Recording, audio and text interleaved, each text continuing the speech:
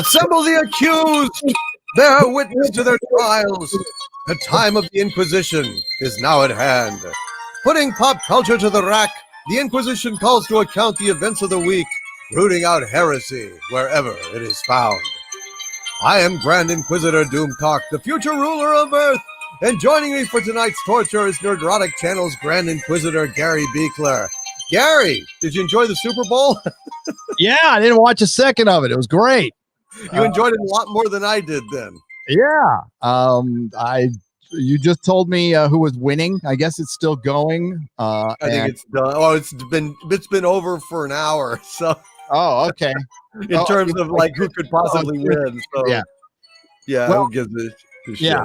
I mean, we'll talk about it like briefly and then not talk about it again. But I used to live and breathe NFL from when I was a wee little boy. My dad weaned me on it. I was a Charger fan from day one. Team left San Diego to LA. Haven't watched a second of it since, and don't miss it at all. Love having my Sundays free. I used to be a season ticket holder. My dad had priority from 1961 in San Diego. We had the same seat since 1961, which was before I was born. Mm-hmm.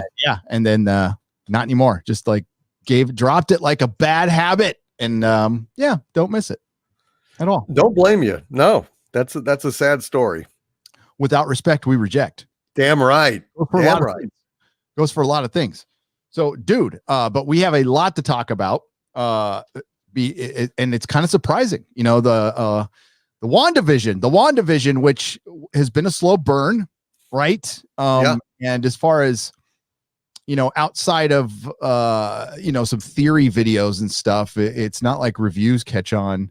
I think it has a lot to do with their release time. It's like in the middle of the night or something like that. We've talked about that. They need to work on like having these things released at the same time so we can all kind of watch it together and then talk about it together. But as we were just discussing, and usually these things start late, folks, because I haven't talked to Doomcock all week, and there's things we have to say that we can't say, and someday maybe. I'm torn on this one because I like it. I like the show. I overall think it's a very good show that's entertained me, and even the first two episodes, which I found to be a little slow in their pacing, I went back and watched. I want to get against my own word. I went back and watched all four last night, and you pick up a lot more as more context is given. You go back and rewatch the first two episodes, you catch a lot more stuff. And it's not just Easter eggs. It's little hints here and there of what's really going on. And it's just, it could be a little off comment like the devil's in the details. Well, he's in more than the details, honey. It's like, oh, okay. Now that makes sense. A little Mephisto, perhaps. Yes. Mephisto. I'm pretty sure it's Mephisto. So I like it. I think it's good. But then there's I have read the source material, and I know what Marvel they've skipped over apparently decades of source material to go do She-Thor, and we're going to discuss She-Hulk and her new sexy look. And they've made it abundantly clear what's coming, right? So while this is good, we're all Marvel fans, at least, a lot that I know are like, oh, we're just waiting for the other shoe to drop, right? And there's specific hints in this series that shoe will drop. And it's got a lot to do with Captain Marvel. So, and listen, though, the version they have in this show is better, and she won't even be Captain Marvel. Right. Well, she should have been. She was in the comics, She was. And they gave her 3 more names, right? So it's going to be one of those 3 names. It won't be Captain Marvel, at least at first. Maybe she'll take over eventually. I would prefer it, to be honest with you, because she's a better actress. She is. And she's not obnoxious and a pig like Brie Larson. I mean, she's actually kind of personable. Yeah, should have been her. I absolutely agree. And aside from a few lines that were annoying, which isn't her fault, it's I guess one of the people who's writing the show wrote the Black Widow movie that's going to come out. And she's the one who said, I'm paraphrasing what she said, was screw your canon and the sexist Marvel past. And you can go see her exact quote. It's in Bounding into Comics. Right. What were your overall thoughts of the last episode? I liked it. I think it's building nicely. I like the kind of ominous overtones. The fact that Wanda now it's answered. I mean, spoiler. It's answered that Wanda is not subconscious. She is not oblivious to what's going on. It's an act of will for her. She is allowing herself to be lost in the delusion until she's not. Until she realizes someone from the outside is intruding, and then she becomes one real mean, bitch. She is not screwing around, and she just wants to be left in peace. And my take on it is that she created this reality. She went and retrieved Vision's dead body and brought him into this reality, and has kind of used her hex powers to recreate him, simulate him. Surely he's not really alive. I mean, I don't see how he could possibly be alive without which is it, the soul stone that he had? He has the mind stone. Mind stone, yeah. Well, without it, he doesn't have it anymore, right? I mean, Thanos whipped. I mean, I guess they could have replaced it in the other alternate timeline. I don't know. The ending of Endgame is pretty confusing, but well, they're all gone. Yeah, they're used up after the snap, unless you go back in time and get the ones that all the stuff that they put back, right? Right. So, because they went back. Captain America went back and put it back. With that's a video for our live stream for another day. We can go over all the problems with that, including if you have to give your life for the Soul Stone. Do you get one back if you take it back? That's right. Do you get a refund in Soul Mart? Life Mart, whatever it is. Remember when we saw the dead Vision like walking around like a zombie, and then she kind of blinked and became like regular Vision again. I think that it's clear that she has kind of crafted this fool's paradise to be her own little idealized reality, and everybody has to play along. It's ethically every bit as questionable as Wonder Woman raping a man. In Wonder Woman 84, with the guy not having any say and having his body possessed by Chris Pine. I think definitely having Chris Pine inside you if you're a man is a violation. Am I right? To some, I'm sure that would be yes. I can't say that. I can't speak for everybody though, but yeah.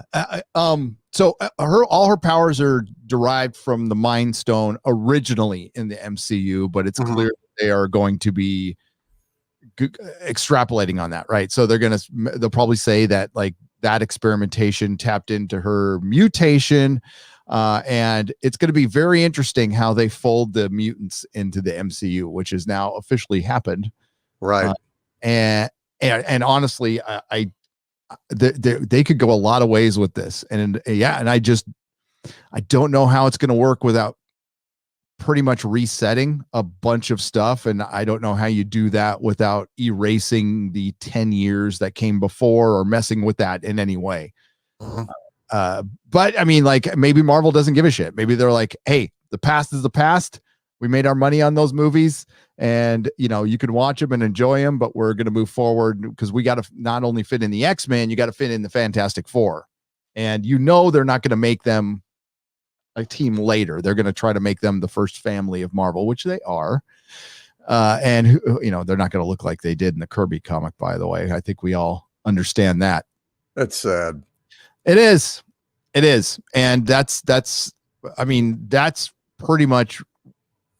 I mean, Marvel has plenty of characters to get diverse as they want. They have plenty of female characters, and they have proven that if they stick with the spirit of the source material, they can take a Z-list character and make it an A-list character. As long as you cast correctly, but they seem to, well, since Disney has taken over the MCU, it's systematically become just more Disney. And I can't see them repeating the success from before, no matter what, even if things turn out good. And as things stand right now, things are, I mean, although we see cracks in the armor, right? That like things are fine right now. We're just we're speculating at this point, and we're going off of what Kevin Feige has said and what Brie Larson has said, and she's going to be leading the Avengers, and Natalie Portman as She-Thor, which is the most ridiculous thing ever. I hope she's working out. I imagine she isn't though. And then we have the She-Hulk show and Miss Marvel, and there's just so many other things they could have done before they went there. Right. Especially such a god awful character like Miss Marvel. And I'm talking about the new one, not the old one that people used to like. Right. And isn't the Valkyrie now going to be like heading up Asgard or something? I mean, now that Thor has stepped away, she's now the new basically big shot in Asgard. Yeah, which is I mean, just a town. It's essentially a town on the coast of Norway or something like that. So it's not even what it was. Which that's something they can fix if they want. With you discussed it in your Infinity War review. When you have the reality gem, it makes you can win anything. And it was Thanos decided not to use it at certain times. He could have used it whenever if he even saw himself starting to lose a fight, he'd turn somebody into a spoon. That's all you do. So that's a problem when you OP stuff like that. And one of the lines I heard in this show that bugged everyone was they discussed, well, Wanda could have taken out Thanos by herself. Well, I think it could have been Captain Marvel, not with the Infinity Gauntlet on. Neither. He's a god with that. It's just dumb. It really is. I mean, the only way, well, of course, there's all sorts of things they could have done to Thanos. And I think that Doctor Strange definitely should have been able to handle Thanos on his own. He should have been. I mean, think about time dilation effects in a black hole. I mean, I said this, I think, in my review. All you got to do is just use your fancy teleport thing to teleport Thanos into a black hole. And even if he's not crushed instantly, in a black hole, time passes so slowly relative to the rest of the universe that for Thanos even to have the thought to teleport himself out of the black hole, we'd easily be several thousand years in the future before that thought would even pop into his fucking head. So there's all sorts of things he could have done. He could have gone ahead and opened a teleport and closed it on his hand, just severing his arm. There's all sorts of things that they didn't think about. But this idea that Wanda or who else? Marvel? No. Marvel. It's just no. Doctor Strange has particular talents. Yes. With teleporting and stuff where he actually could have if he'd had a little more imagination. But no, brute force is not going to do it. No. But I think this episode, I really loved how they messed with the sitcom thing, and it really felt more Twilight Zone-y, right? And I thought they did a good job of showing the sword stuff mixed in with the sitcom stuff, and I thought that was just right. They had taken the time to set it up in the first two episodes, and in this episode they set it up and it was paced well. The kids growing up, you got Agnes, who everybody thinks is going to be Agatha Harkness, and she might be, and when she's referring to Ralph, that's probably Mephisto. Now there's theories that Mephisto is, I'm forgetting the guy who's heading up Sword. What's his name? Yeah, who definitely gets shit on regularly because he's a white male, cis white male. So you have to make him look like a fool and a jackass, even though he seemed fairly reasonable in the early episodes. But you know how it goes. Yeah, and then he tries to shoot Wanda with a missile drone, right? Which, I mean, Wanda is holding a bunch of people hostage. But we find out it's not all Wanda. Well, at least that's what she says. So it might be her subconscious, which it could be. But we find out later in the episode that she's like, I don't know where this started. I don't know how we got here. And then, of course, there was... Which is weird. Yeah. Well, I think somebody might be controlling her, which is possible. Which people have done before. And there's any number of comic books they're drawing on right now. There's the Scarlet Witch and Vision miniseries, 4-part miniseries from the 80s. There is a little bit of Avengers, a lot of Avengers in there. West Coast Avengers, which are damn good books, by the way. All the books I read when I was a kid. I recognized a couple, a lot of people have been talking about the ending, and it just made me think about a couple of pages that really kind of stuck in my head from when I was a kid. And I put them up on Twitter. I actually own those 2 pages too. I sought them out, found them, and purchased them. The original art from those. And it's, when I met Paul Ryan back in the day, he has passed, I believe. May he rest in peace. The great artist Paul Ryan. When John Byrne was scripting the Avengers back in, I don't remember what the year, it was like the early 300s of Avengers, which was so long ago. Back when comics were good. And there's a scene where Magneto reunites with a catatonic Scarlet Witch, and he pulls the house up in the atmosphere so none of the Avengers can get to it, or Agatha Harkness could cast a spell because she was looking over. She kind of mentored Scarlet Witch at some point. And yeah, I mean, that was such a great ending. I think that might be the ending, the big surprise. But we were kind of talking about that beforehand. It could be something else too. A lot of people are talking about Magneto, and I don't know when they shot this, by the way. If it was any time during the COOF, I don't know if they could get Ian McKellen at all, because we're going to discuss Picard and its problems right now, and having elderly actors on set during the COOF is a bit of a problem for Hollywood right now. Oh, duh. Yeah. And I don't know if Michael Fassbender would work, because he looks like Elizabeth Olsen's older brother, not her father. And they definitely have to make Magneto pops. They have to fix that right away. Or it could be something completely out of the blue, that nobody's expecting, like freaking Tony Stark flying in, or freaking, Captain America, or because when Elizabeth Olsen said there's a cameo that's as big as Luke Skywalker, which I mean that's a little bit of hyperbole, I think. It is definitely a big, bold statement. There is no way you can match that. Not with the Last Jedi factor and how the fans felt about what's been done to that character. But I mean, it would have to be like, and I don't know, like if it was Hugh Jackman, how would that make sense at all?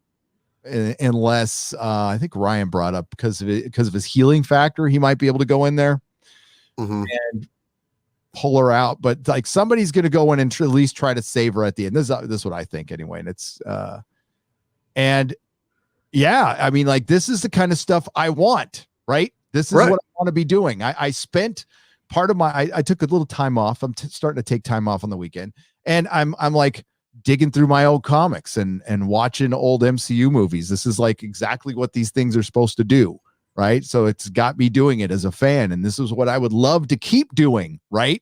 As long as they don't fill it full of identity politics. But I there's no way I could think we're not being set up at this point. I need to be convinced otherwise. I'm because it's just, I mean, look at the Eternals. I watched Captain Marvel. Wasp and Ant-Man was setting up for Captain Marvel, which was, I mean, it's a bad movie. I don't like it at all. I've said it a million times. And again, there's the red flags, the giant red flags in this show, which are just unnecessary, dude. I mean, it's got a prominent female cast. I don't care. It fits for this show. It works. It's a sitcom setting, and Scarlet Witch, although she's not called Scarlet Witch. And they hinted towards them. They're going to eventually call her that. Cause the guy brought up, he's like, they don't have any nicknames. Why don't they have it? Right. Yeah. So And we are going to see her in her costume. We've already seen some pictures to that effect. So yeah, we need to discuss Marvel and their laziness with their costumes lately. Oh, for sure. God, because that Falcon Winter Soldier trailer we'll talk about, but the Winter Soldier costume looks like he's like a weekend motorcycle rider. Yeah, it didn't look like a costume at all. Yeah, it was totally indistinct. It just looked like a dude in clothes. I almost didn't recognize him. Yeah, and it's like the Winter Soldier looked cool as hell in the Winter Soldier with his big metal arm and I don't know what the hell they're thinking, but we'll get to that. So yeah, I'm torn because I'm invested in this and I get more invested every episode, but those red flags are just and again, they're not necessary. These are not it's not almost, they feel like they're obliged to put these little things in. Otherwise they'll be canceled or something, or called I don't think you could accuse Disney of anything, doing anything wrong, anything aside from, I don't know, filming next to a camp where you concentrate. But they haven't done anything wrong in Marvel yet. There's nothing they haven't. They their biggest sin has been, to me, Captain Marvel. But as far as to the other side, they have done nothing wrong. So I don't know why they feel like they need to put this shit on. They could just tell superhero stories and make everybody happy, and they wouldn't get any heat. But we see them building the platform, right? The platform for influence instead of entertainment. Yes, that's exactly what it is. And I mean, it just is so transparent. It's just getting worse and worse in terms of just so painfully obvious. They're not even trying to finesse it anymore. It's just, look at Queen Latifah and the Equalizer. I mean, it's just sad. It's just so sad. That is a parody. That is like you're watching. It reminded me the beginning of Scrooged, when you're watching like Lee Majors fight invaders at the North Pole with Santa Claus and Uzis. We're there. It's like we're at Running Man now. It's become such a joke. It is. It's been ridiculous, man. I'm just so sick of it. Every damn thing is just polluted with this cringe, woke, kind of pathetic, just pandering to what they perceive as the virtue signal thing. I mean, it is just awful.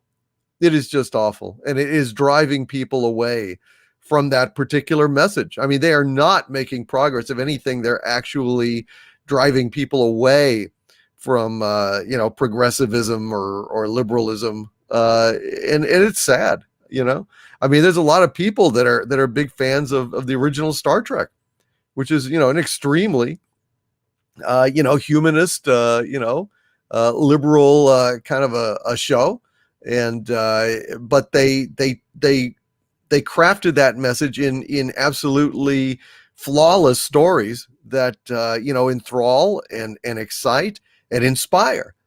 And all this shit is just selling you the same leftover, recanned, reprocessed memories, only distorted and perverted into something they never were.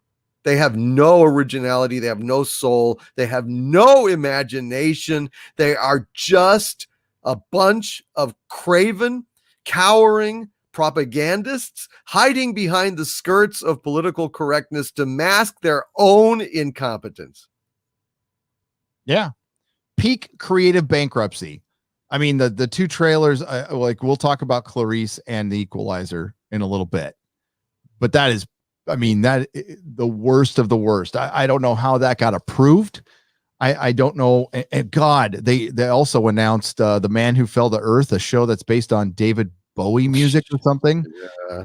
And it's just like, what? I don't know who's running the show over at Paramount, but they're morons. And somebody said something about Paramount being profitable, but I saw William Shatner today on Twitter saying they're cutting budgets left and right. They're not interested in making Blu-rays and 4Ks of certain movies. He's all, yeah, they're slashing things left and right at Paramount. So I would figure he would know. I think somebody put up a 4K Star Trek the Motion Picture, and he's like, I've never heard about this. I have no idea. Yeah. Yeah, I'm not surprised. I had to put up. I'm glad you didn't watch the Super Bowl. I had to put up with a number of ads for Paramount Plus, another streaming service that's just going to be slaughtered like a silent lamb.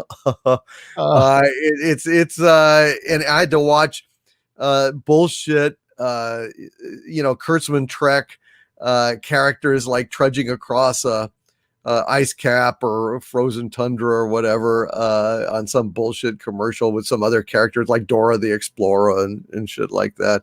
SpongeBob. It just made me sick. Yeah, it's just another streaming service that's gonna end up, I don't know, having to be hosted on Amazon at some point. They're gonna have to be. It's gonna be interesting to see these once independent companies have to rely on Amazon and Netflix, which are just going to kill them, man. Like Disney Plus will probably be fine, but Paramount Plus doesn't have a chance. Not a chance. No. I mean, that's going to be the goodbye adieu to CBS All Access. They're just going to roll it into Paramount Plus. Is that the thinking? That's my impression. Yeah.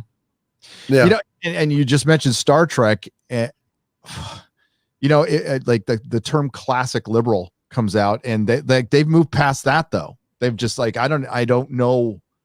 That's not classic liberalism. It's not free expression. Whatever's happening now is the polar opposite of that. We're seeing segregation. We're seeing only black people can write for black people now. And that's ridiculous. And I started, and the comic book industry was the proving ground for all this stuff. That was, academia and all that crap. It infiltrated that first. And we were seeing that stuff years ago. I sat in a panel called Diversity in Comic Books, where I heard an editor for Lion Forge say, she said, well, if you're a writer and you're not Asian and you present me a story from feudalist Japan, it's a hard pass. Well, that's discrimination. It is discrimination, and it is basically denying the fact that we are all human beings. Yep. We're all human beings. And I know how it is to be sad. I know how it is to be exultant. I know how it is to feel longing, loneliness, isolation, defeat, victory. These are all not black attributes, white attributes, Asian attributes. They're human attributes. So a skilled writer can write these stories in any culture, unless you're saying that certain cultures are not fucking human. Yep. Get your fucking head out of your ass. And how the fuck do you think that we're ever going to be a united human race if we say, well, but these people can't dress like those people because it's cultural appropriation, and these people can't write those people because, well, you're not really the same thing at all, are you? You're not human. You don't know what an Asian man feels like or a black woman feels like. Well, fuck. Then I guess we're never going to get together, are we? It's just absolutely pathetic. Pathetic. Basically dividing the human race up. And that is really what it is. It's segregation. Yeah. It is segregation. It's sick. Star Trek is now pro-segregation, the most egalitarian thing on television. Yes. Television. Yeah. Like, showing that utopia that we all dreamed about where, your currency is, what you can do for the ship. Well, I mean, that's how you get on a ship. It's your skills, right? So it's still a bit of a meritocracy, but the payoff isn't actual money. It's the ability to go out and work in your field. And it's, that's something I like. It was like a comfortable place to go. Star Trek was a smart show, and it should be considered one of the smartest shows on TV, but it was never like, but it never I don't know, push people away. It wasn't pretentious. It wasn't pretentious. It was just a smart show that I totally got as a little kid and got into. I can't see any kid. I don't know who the current version of Star Trek is for. And when they put that Star Trek Discovery type stuff, which is essentially everything they put in Marvel Comics in 2017, when they start sprinkling it in to WandaVision again, when it's not necessary. Was it necessary to say, I can understand if you said, hey, Wanda Maximoff could stand up to Thanos without the Infinity Gauntlet. Okay. Yeah. Yeah. Oh, sure, Scarlet Witch is a powerful superhero, and she's earned everybody's respect because she's, one of the, an OG Avenger, not original, but an OG, longtime Avenger. Oh, yeah. And kids have been reading her forever. She has the respect of the fandom. Captain Marvel will never, ever have the respect of comic book fans. She hasn't earned it. And, as more time goes on, the respect goes down because they keep relaunching a comic book that gets canceled within 2 years every single time. I think we're on the 8th or 9th volume. She's going to break a record for volumes of comic books. I mean, she's probably about to surpass, and this is like deep comic book lore, so sorry, but the Legion of Superheroes, as far as how many times a fucking series has been relaunched. Legion of Superheroes gets relaunched every 2 years. It's a DC thing that only, sure. It's funny. They relaunched it 3 times when I had a comic book store, and each 3 times the same 8 people got the book. It never lost a reader. It never gained a reader. It was 8 people who liked that comic. I can't even say 8 people like Captain Marvel. They bought it for a number 1. I would start out with like 20 subscribers, and by the end, but within like a couple of months, it would be down to 3. And those are just like the kind of people who I need to buy everything Marvel. I don't necessarily read it. Right. Yeah. Critical Ramblings, thank you for the $1.49 phallic unicorn. It's a good way to start out the show. A little phallic unicorn. Jaeger Bomb 2 for $5. Japanese productions are a breath of fresh air in the toxic woke dark age we're in. By some wonder, 40K is still based on as well. Hail the Inquisition. Yeah, I mean, what you want to do is probably just hope that Warhammer 40K doesn't get anybody's attention. Just stay under the radar. Don't be popular. Make it niche. Keep it niche. That's the best suggestion I can make. We've lost our beloved comic industry to the MCU forever. Comics are dead. We're about to show you another example. We had Fat Wonder Woman. We had Snowflake in Safe Space. We had the Children of the Atom. We had Gotham High. We had I'm Not Starfire. And it's just like once a month we get this. We get a great example of why the comic industry is dead. And I've said this before, but I went to my friend's shop, and back issue sales are through the roof. Manga sales are through the roof. People are going to Indiegogo books, and they're, if you're a comic book professional and you're not out there making your own stuff right now, you're crazy. You're absolutely crazy, because you're not going to be making any money unless you're really top tier at Marvel and DC, and I don't even think they are anymore. And it's otherwise it's trade school. I mean, there's no future left.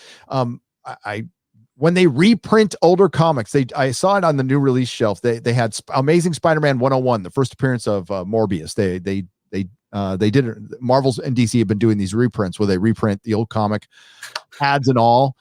It's too, the colors are too bright. It's for me. Like, it's got to be on pulp. It's got to be a little dimmer. That's just the way I am. But yeah. And Jamie told me, he's like, yeah, these comics sell like crazy, dude. And I'm like, that's insane. It's quality. They're quality. Yeah.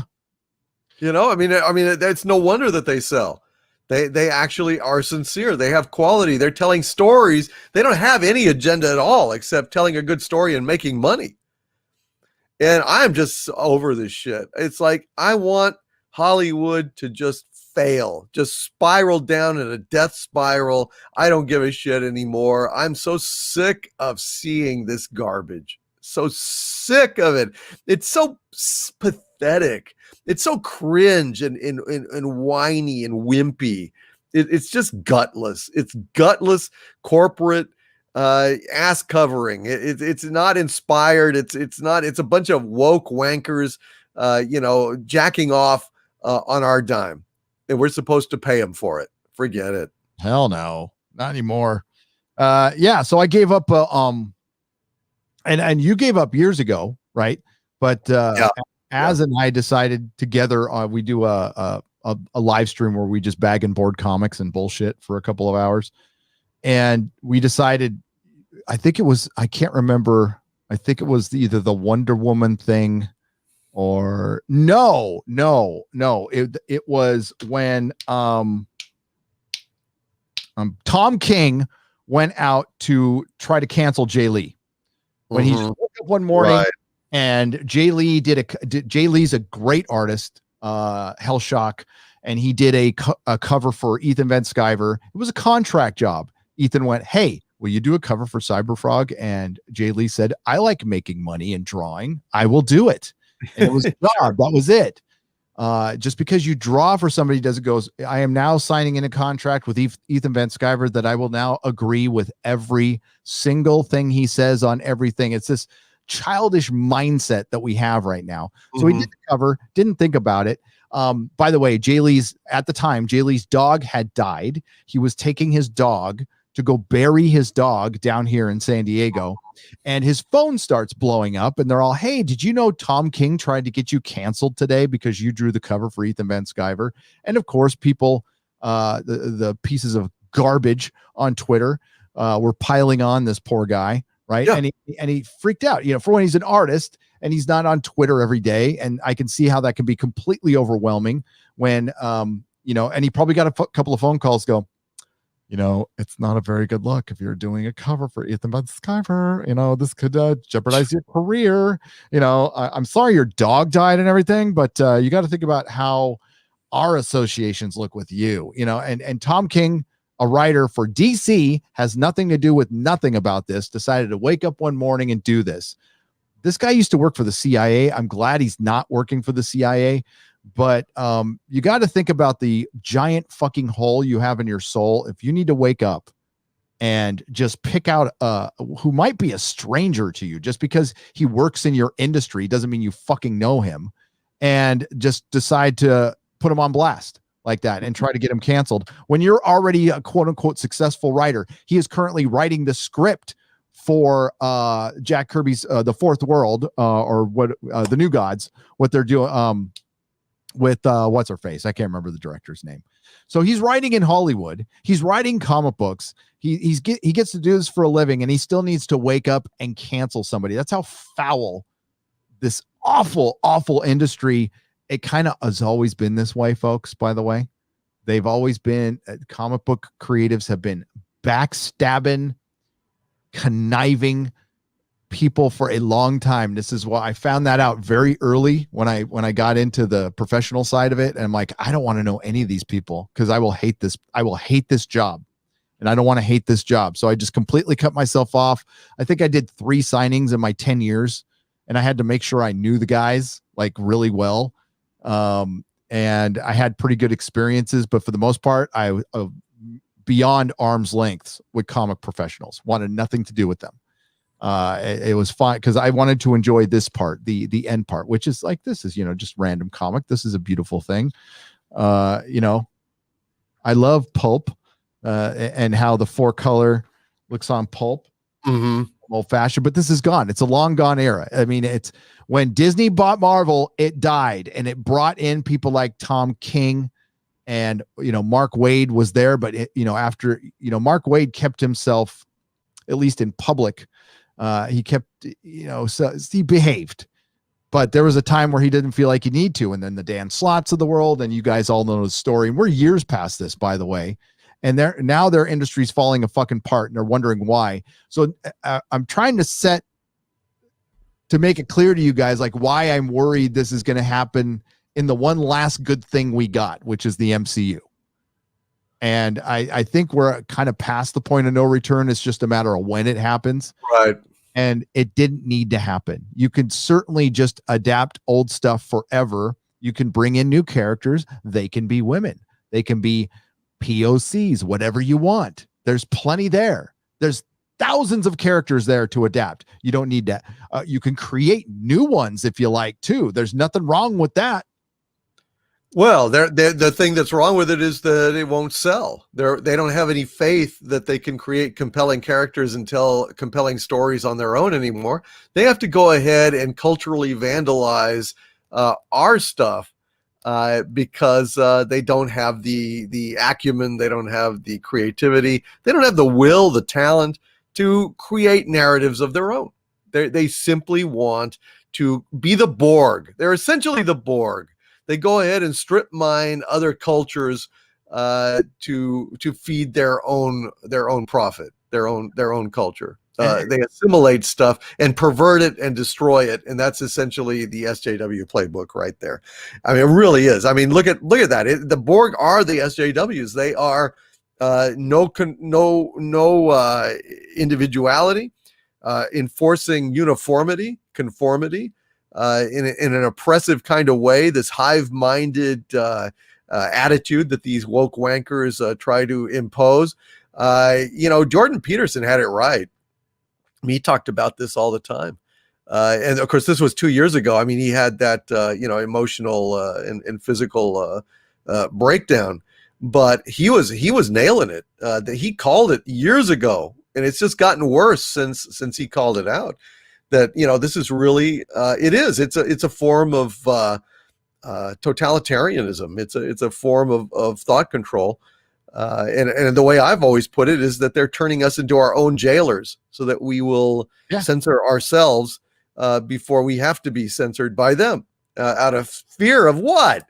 Some fucking snowflake disapproving of me on Twitter. You go fuck yourself.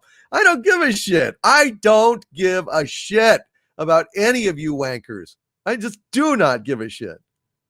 Artists for authority, so after this Tom King thing happens, Az and I were so freaking disgusted, right? Mm-hmm. And I was like hot that day. I'm like, I'm done. I'm not buying a new comic ever again. So that was about 8 months ago. So I'm trying to think in my head. It's 40 plus years, 44 years of buying new comics pretty much every week. Just done. And I was okay with it. It was a fun hobby. It was a passion, worked in it professionally. It's been it's been a major part of my life. And it still is. I just don't need to give them money anymore. I can't get, for one, they haven't earned it. The product is garbage. It's absolute garbage. The art has gone so far down. The writing has gone so far down, and they put no effort into it. And the editing is terrible. I don't know why people, sure, there might be a diamond in the rough out there that's still good. And I'll buy new comics from other companies aside from Marvel and DC. I'd happily buy something from Alterna. I got Ronin, haven't read it yet, but I got Ronin, the Teenage Mutant Ninja Turtle comic that Yellow Flash recommended. So there's still a lot of good stuff out there that you can buy. You can just redirect it and not give it to Disney Marvel. Mm-hmm. Remember to call them. They're Disney Marvel. Marvel does not exist, has not existed since 2009, since the purchase. Yeah, absolutely. And I mean, the way to do it is really to go to a used bookstore and browse the shelves. It used to be a great joy of mine before this coof hit, going out and just browsing for hours for bargains. I love bargains. I love looking at the old DVDs, stacking up on classic movies that some idiot sold or didn't think it was, and it's on the bargain base. You can get Who's Afraid of Virginia Woolf for $2. The Superman 2 Donner cut for $1. I mean, that to me is a joy. And so there's a lot of wonderful, like the Showcase presents anthologies, or the Marvel classic black and white volumes. There's more stuff that you can even read. Yeah, the essentials. More stuff than you can read out there. It's just a wonderful, wonderful time to be a fan of comic books. It's just that the current output is largely worthless, at least from Marvel and DC at this point. But I mean, there's always independent companies, and you can always look for graphic novel collections that are already all pre-assembled, and you can get them for like $7 at a half price books or something, and go to town, man. Yeah. And the beauty of being able to go to whatever comic stores are left is you could probably, work a deal with them because you talk to the owner right there. I was always willing to, like, if somebody bought a bunch of books, I'd give them 40% off. The more they bought, the bigger the discount. I stopped buying trades from Diamond in like my last 4 years of business. And I just put a sign up saying I buy used trades. I was right next to a couple of schools, San Francisco City College and San Francisco State. So every 3 months, some kid would walk in with a long box full of trades, sell them to me for next to nothing because he didn't want to take them home. And that I was able to restock all of my books just with that, just the trades, and saved a ton of money doing that. Oh yeah. I was well on my way of getting away from new issues before everything crashed and burned for my life. So it can work. All right, so we got Critical Ramblings for $5. Just a thought, an 11th Dr. Sonic to add to my collection. Did you know that Chibnall was behind the Hungry Earth and Cold Blood episodes? Oh yeah, Critical Ramblings. I know he wrote those. Those are probably two of his best episodes, and that's because he was supervised by Stephen Moffat before Moffat bent the knee to the BBC. And they're still not very good. They're okay episodes.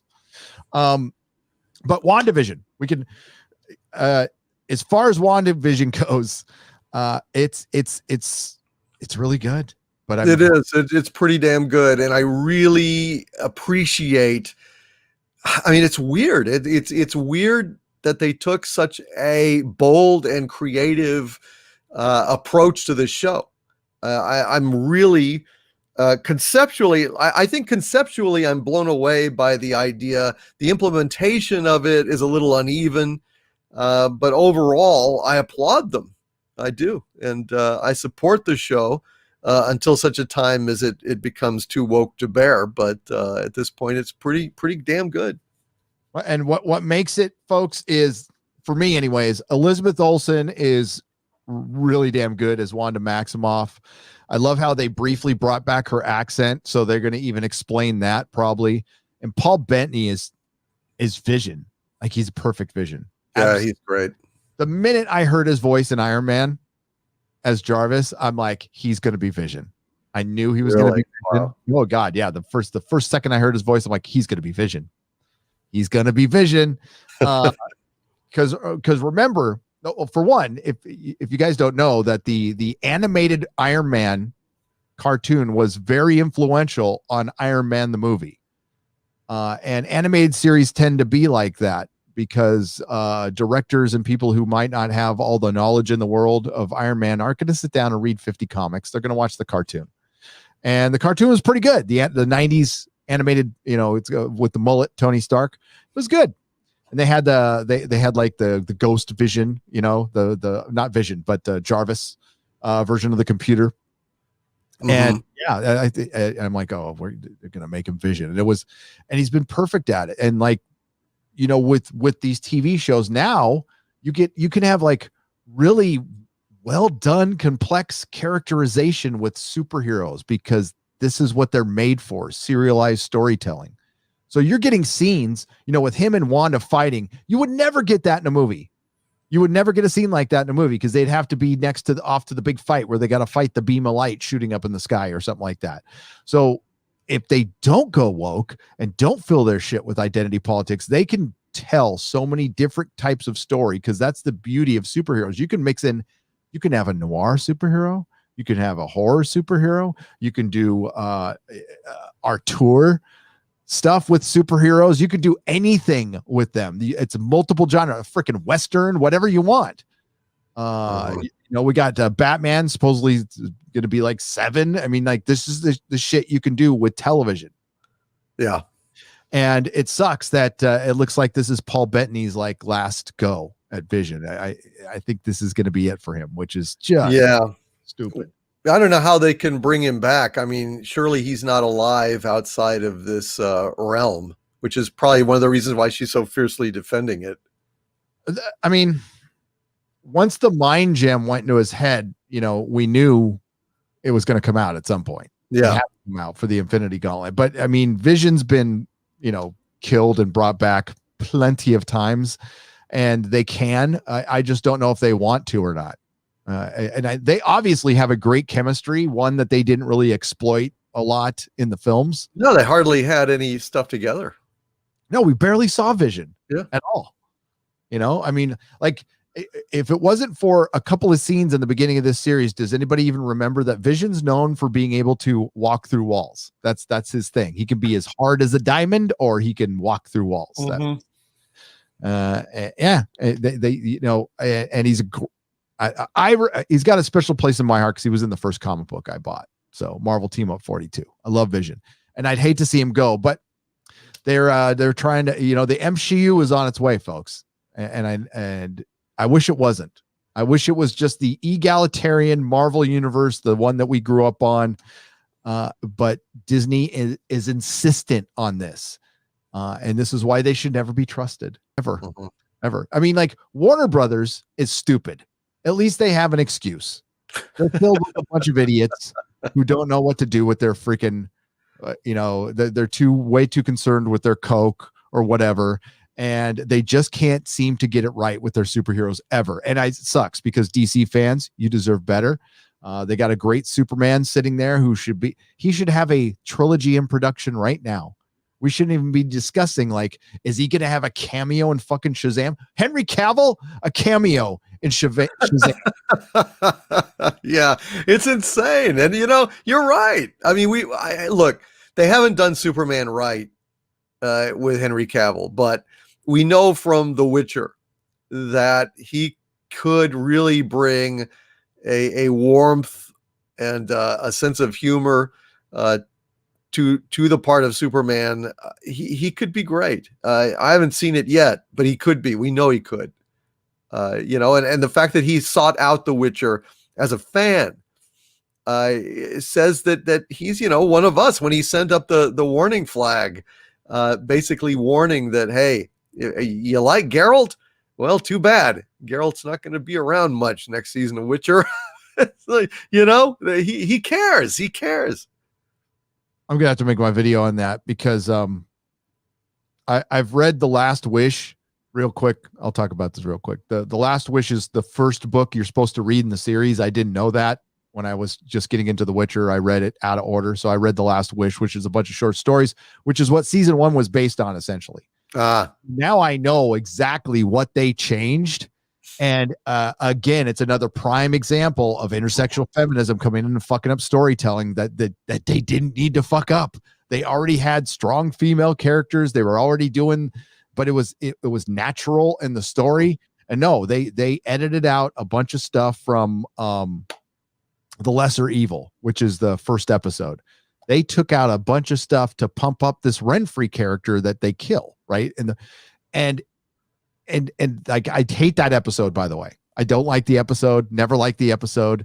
And now I know why, because they took a better story and wanted to pump up this Renfrey character and make her the mentor of Geralt practically, when she wasn't that way at all in the book.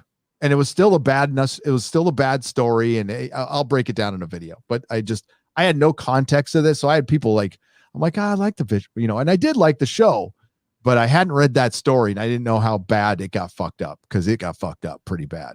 And now that I'm starting with the game and I see the real Geralt, it's my perspective is changing a little bit. We'll just say the game is fucking awesome, dude. The game is outstanding. I played it some more today and yesterday. That's kind of what I like to do on the weekends a little bit when I'm recovering from Fridays. And I have beaten, like I said, the main game, and I have to say the writing, the characters, I think it's really, honestly, the best story I've ever experienced in a game. They really do it right. A lot of times I'm just interested in the action, and it's okay, the context, and I forget the context and everything, but they do a magnificent job of giving you a glossary of all the characters. On every quest that you take, it has a little summary of kind of what's happened before, and it really keeps you tied into that world, and it's extremely vivid. The women in that game are just gorgeous, but also really defined characters. I just think it's a fucking great, and I just wish that The Witcher could have been just like that game. It would have been incredible. Yeah, it sounds like Henry wanted it to be more like the game too. The game is awesome. Whenever you play it, you're gonna really, it's gonna take over your life for a while. Beginning, like trying to figure out. I'll you know what, I'll do some video of it and you guys can have a good laugh at me trying to fucking figure out like PC gaming, which I haven't done in since Diablo 2.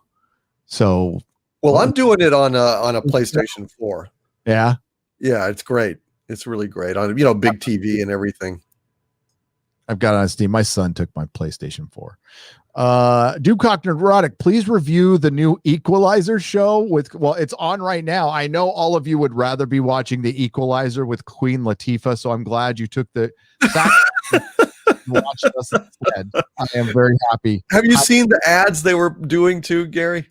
Yes, I did. Here comes the Queen. Here comes the Queen. Oh my God, Slay Queen! Oh, it was just so pathetic. You see the trailer? She can't even lift her leg to kick down the door. They have to cut away. She can lift her leg like 3 inches off the Queen Latifah running. Are you kidding me? See, that's the problem. If they had made somehow, and now look, I hate remakes. Almost always, 95% of the time, the remake is markedly inferior and actually fucks up what the original got right. There are notable exceptions, but in general, it's a bad idea. But if you're gonna have Queen Latifah be the Equalizer, you can't have her punching people and throwing kicks and diving and like she's some fucking action hero. You'd have to have something where she's kind of a mental tactical genius or something. Maybe even has a team or something of young minions that go out and implement her plans or some shit. But seeing this puffy over 50 something, going out there and kicking ass is just funny. It's a parody. It's like I am in parody world. I'm like, this is not serious. Like if it was a comedy, I'd get it. If they were like really leaning into the Queen Latifah part of it as the Equalizer, and they did like I don't know, Dolomite kind of thing. I don't know. Right. Kind of parody, or I'm gonna get you, sucker. Yeah, that would be funny as hell, dude. But get you, sucker. He OG'd. I'm gonna get you, sucker. High Q for £5. So let's finish. Doomcock Neurotic, please review the new Equalizer show with Queen Latifah as she fights crime and her greatest nemesis, menopause. Menopause already passed. It's in her rear view mirror. She ran over it, I guess. But she's younger than I am.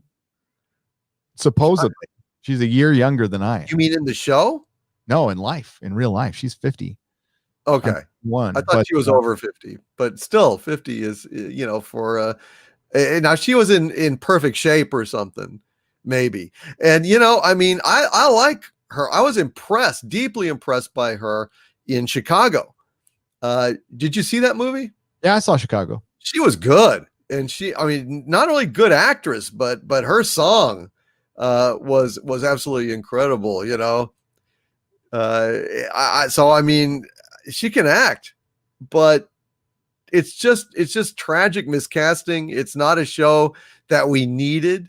It's already been remade with Denzel Washington, but apparently now, he being male, that's not good enough. So now we need to go ahead and have Queen Latifah huffing and puffing and running around. This is going to start a whole new. We're going to get. Just they should reschedule all the '80s shows. They should get Magnum PI, Simon and Simon, and just gender swap everybody. So we'll have a female Simon and Simon, a female Magnum PI. We could have a female wise guy. We can call it wise gal. Oh yeah, and Alex Kurtzman can produce them all. Yeah, right. John Wayne drinks SJW tears for $5. The Expanse was our last hope and my last straw. My woke tolerance has been spent, and I'm over and done with anything new going forward. Rest in peace, The Expanse. Yeah, that was something else, man. Yeah, I guess we're going to talk about that at some point too. Yeah, we're gonna have to, because it was wow, that was fucking bad. That was bad. Yeah. So yes, WandaVision, thumbs up. It's still ushering in the MCU. I don't know. I mean, I'm not gonna, I'm gonna watch it, and hopefully I'm wrong. If it plays out that I'm totally wrong about this, thank God. Thank God. That'll be yes. I was wrong, and we're just going to get regular old MCU, and the Eternals won't be this woke disaster that looks like Spy Kids. I've got it in my mind that the Eternals is going to look like Spy Kids. Like, I don't know if you ever saw Robert Rodriguez's Spy Kids. I didn't watch it. I know what you're talking about, though. But yeah, so the kid, like, everybody's wearing mocap suits, and it looks like it was filmed in a green screen that was about the size of my room, and that's all the filming was, just done on green screen. We haven't seen a frame of this film. I don't know if anybody have seen the costumes.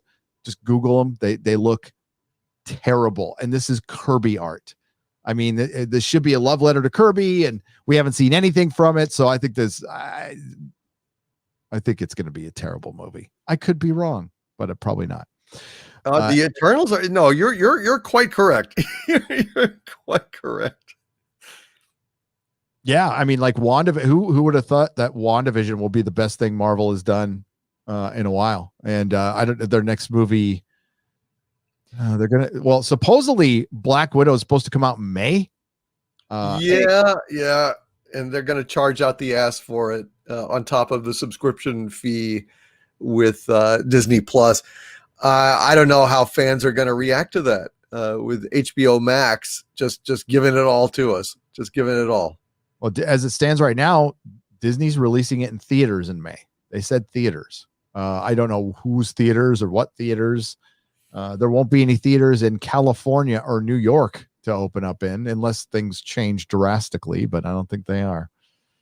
We'll see. Even if the theaters are open, is it going to be full capacity? Are people going to feel safe to go? And Sean Johnson for $5. My first novel was contemporary fiction. Thinking about switching genres for my next one. What type of stories do you guys think are the most interesting? Oh, what kind of stories? I think stories that have a core of narrative integrity. And, I have a 5-star rating system that I rate movies and TV shows with. And 5 stars basically means that movie or TV show is as good as it could be. So, in other words, I consider not only Lawrence of Arabia to be a 5-star movie, Casablanca to be a 5-star movie. I consider Little Shop of Horrors, the musical by Frank Oz, to be a 5-star movie. Does it have lofty themes and incredible, cinematography? No, but the pacing was flawless. It was visually incredibly imaginative. The performances were spot on. There's not a single thing I would have changed about Little Shop of Horrors. So in my book, it's perfect, and it's every bit as great as any other 5-star movie. So I don't discriminate in terms of content or approach or any kind of like fucking hidden meaning or anything like that. I take each movie on its own. What was it trying to do? What was it trying to do? What was it trying to accomplish? Did it accomplish it? Was there anything about that movie that rang false, or any performance, any bit of plotting? If not, it gets as high a rating as any other classic, and that's how I feel about it. Yeah, any story authentic. It's got to be authentic for me. Like, it's got to feel it comes from a real place. And even I mostly like genre, right? So sure. I read tons of nonfiction, and I like a good grounded story. But I don't like dramas. I don't like people sitting around tables or stories about divorce. It bores the shit out of me. If I want that, I'll just live my life. I like being taken away. So something like Time Bandits. which, I think is one of the greatest movies ever made, because every little detail, it feels like you're taken away. If it's an authentic movie, it's art. Every single pixel or frame is pure art to me, down to the costuming, down to the tea stains on the map of the universe. That's the kind of shit I look for. I don't know. I like a good, but characters are the most important thing to me. I can forgive a lot of things if I have good, compelling characters that I feel are authentic. That's why, like Buffy and Angel is still, two of the best shows I've ever seen as far as character arcs and just narrative. And like there's tons of plot holes, and there is themes there, but they aren't lofty. And it's filled with weed and speak, and it can be a little soapy once in a while, but it's just fucking good.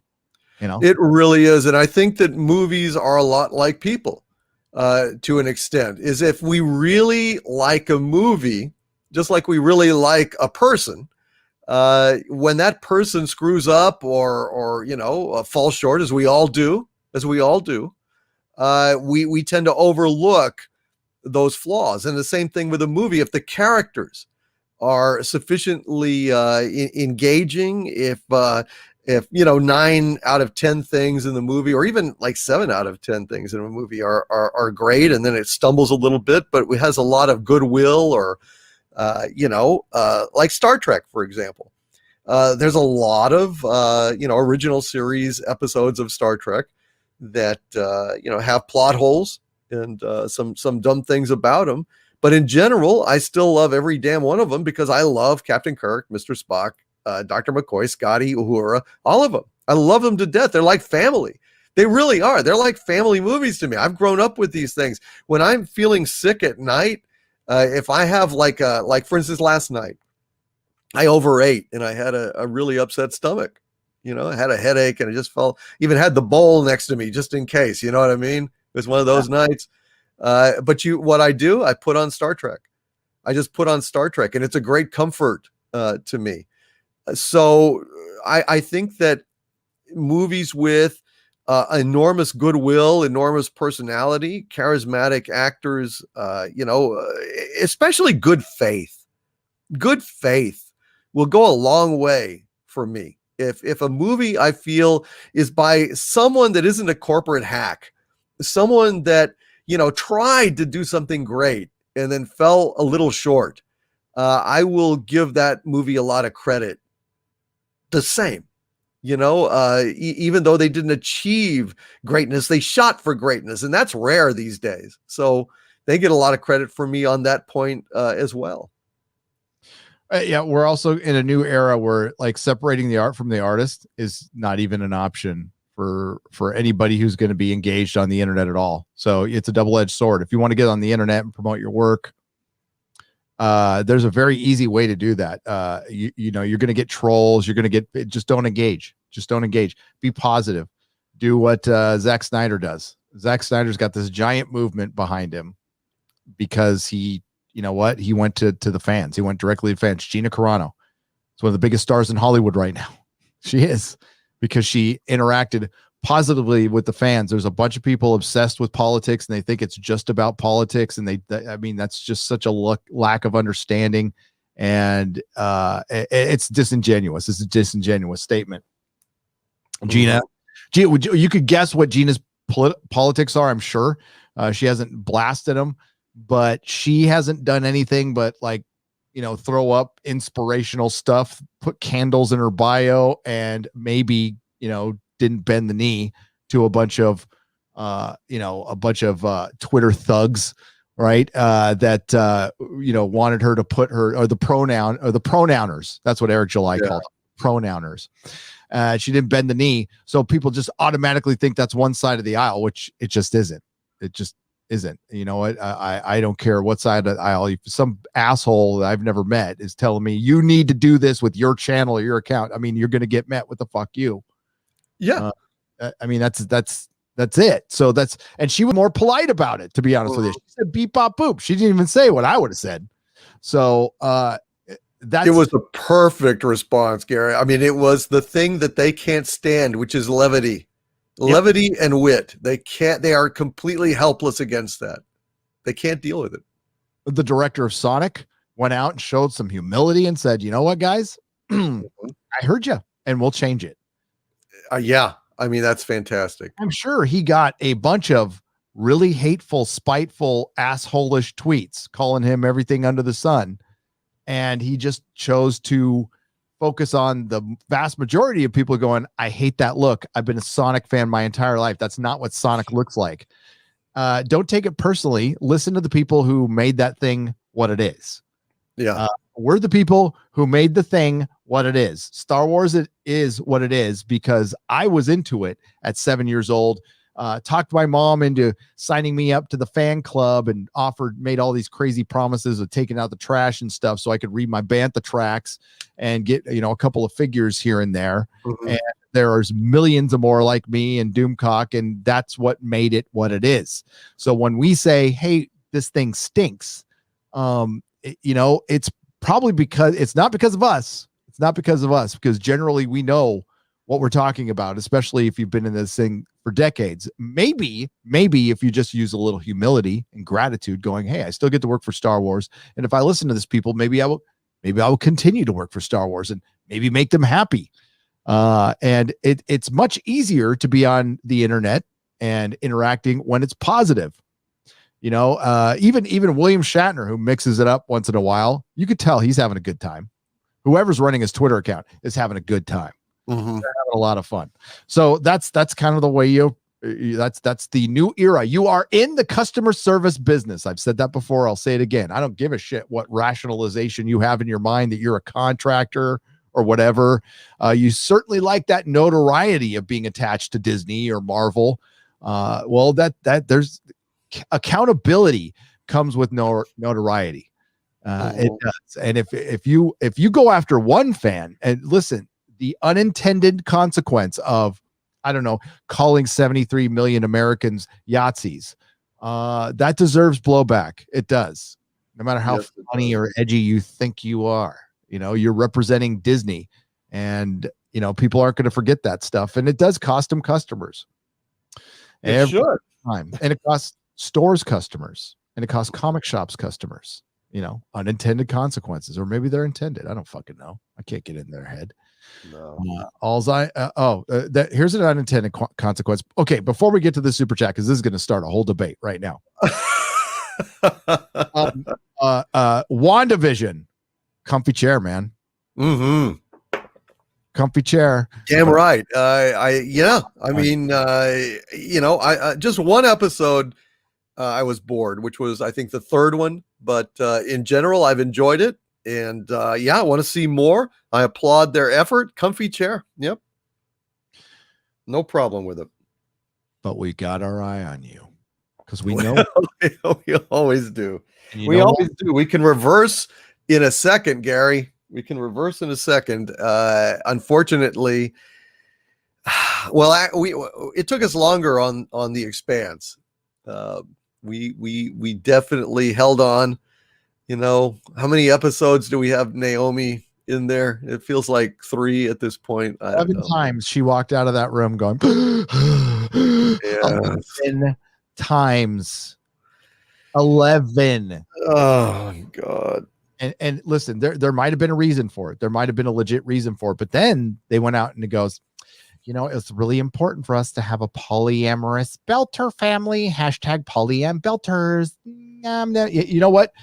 Let's think about this for a second. The Expanse tried really hard to put a polyamorous family in, which is essentially a bunch of people who fuck each other. Okay. Yeah. It's just a group of people who fuck each other. It's been going on since caveman. Well, since there's been humans, a group of people who fuck each other, then they all get jealous, and it's not anything that can ever last. It's not anything I would recommend, but if you're in it, fine. Get your freak on, go for it. Get your kink on. If it makes you happy, that's great. But you want to derail a whole show to show a story that wasn't in the book for the representation. Oh, God. It wasn't in the book, huh? How many polyamorous families are there?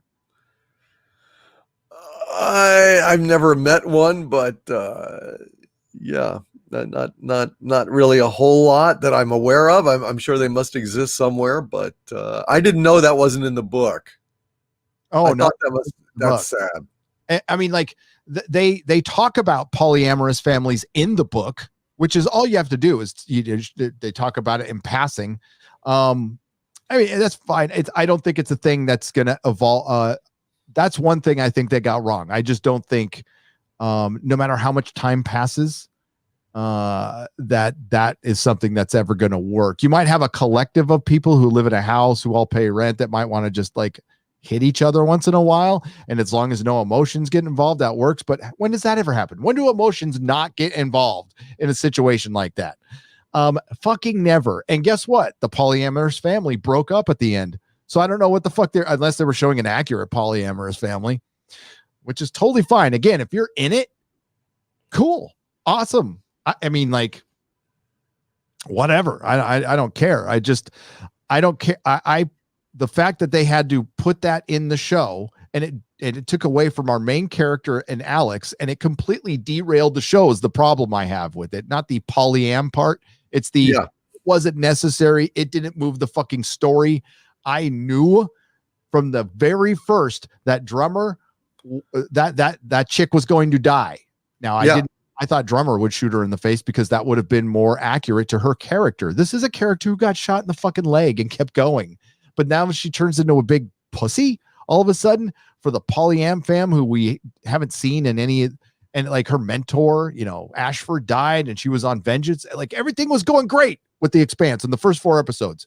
It was some of the best shit I've seen. And then it went south, and it had to be because Cass Anvar was Me Too'd. It had to be from that. And I think they felt like they needed to make up for it within the script. I think they felt bad that they were harboring a predator. What harboring? I'm trying to get my head around why. Yeah, I know. I mean, it's like it's not. You're not moral exemplars. It's not like because you have an actor on the show that has been accused of some shit. If it was illegal shit, he should be arrested and in jail.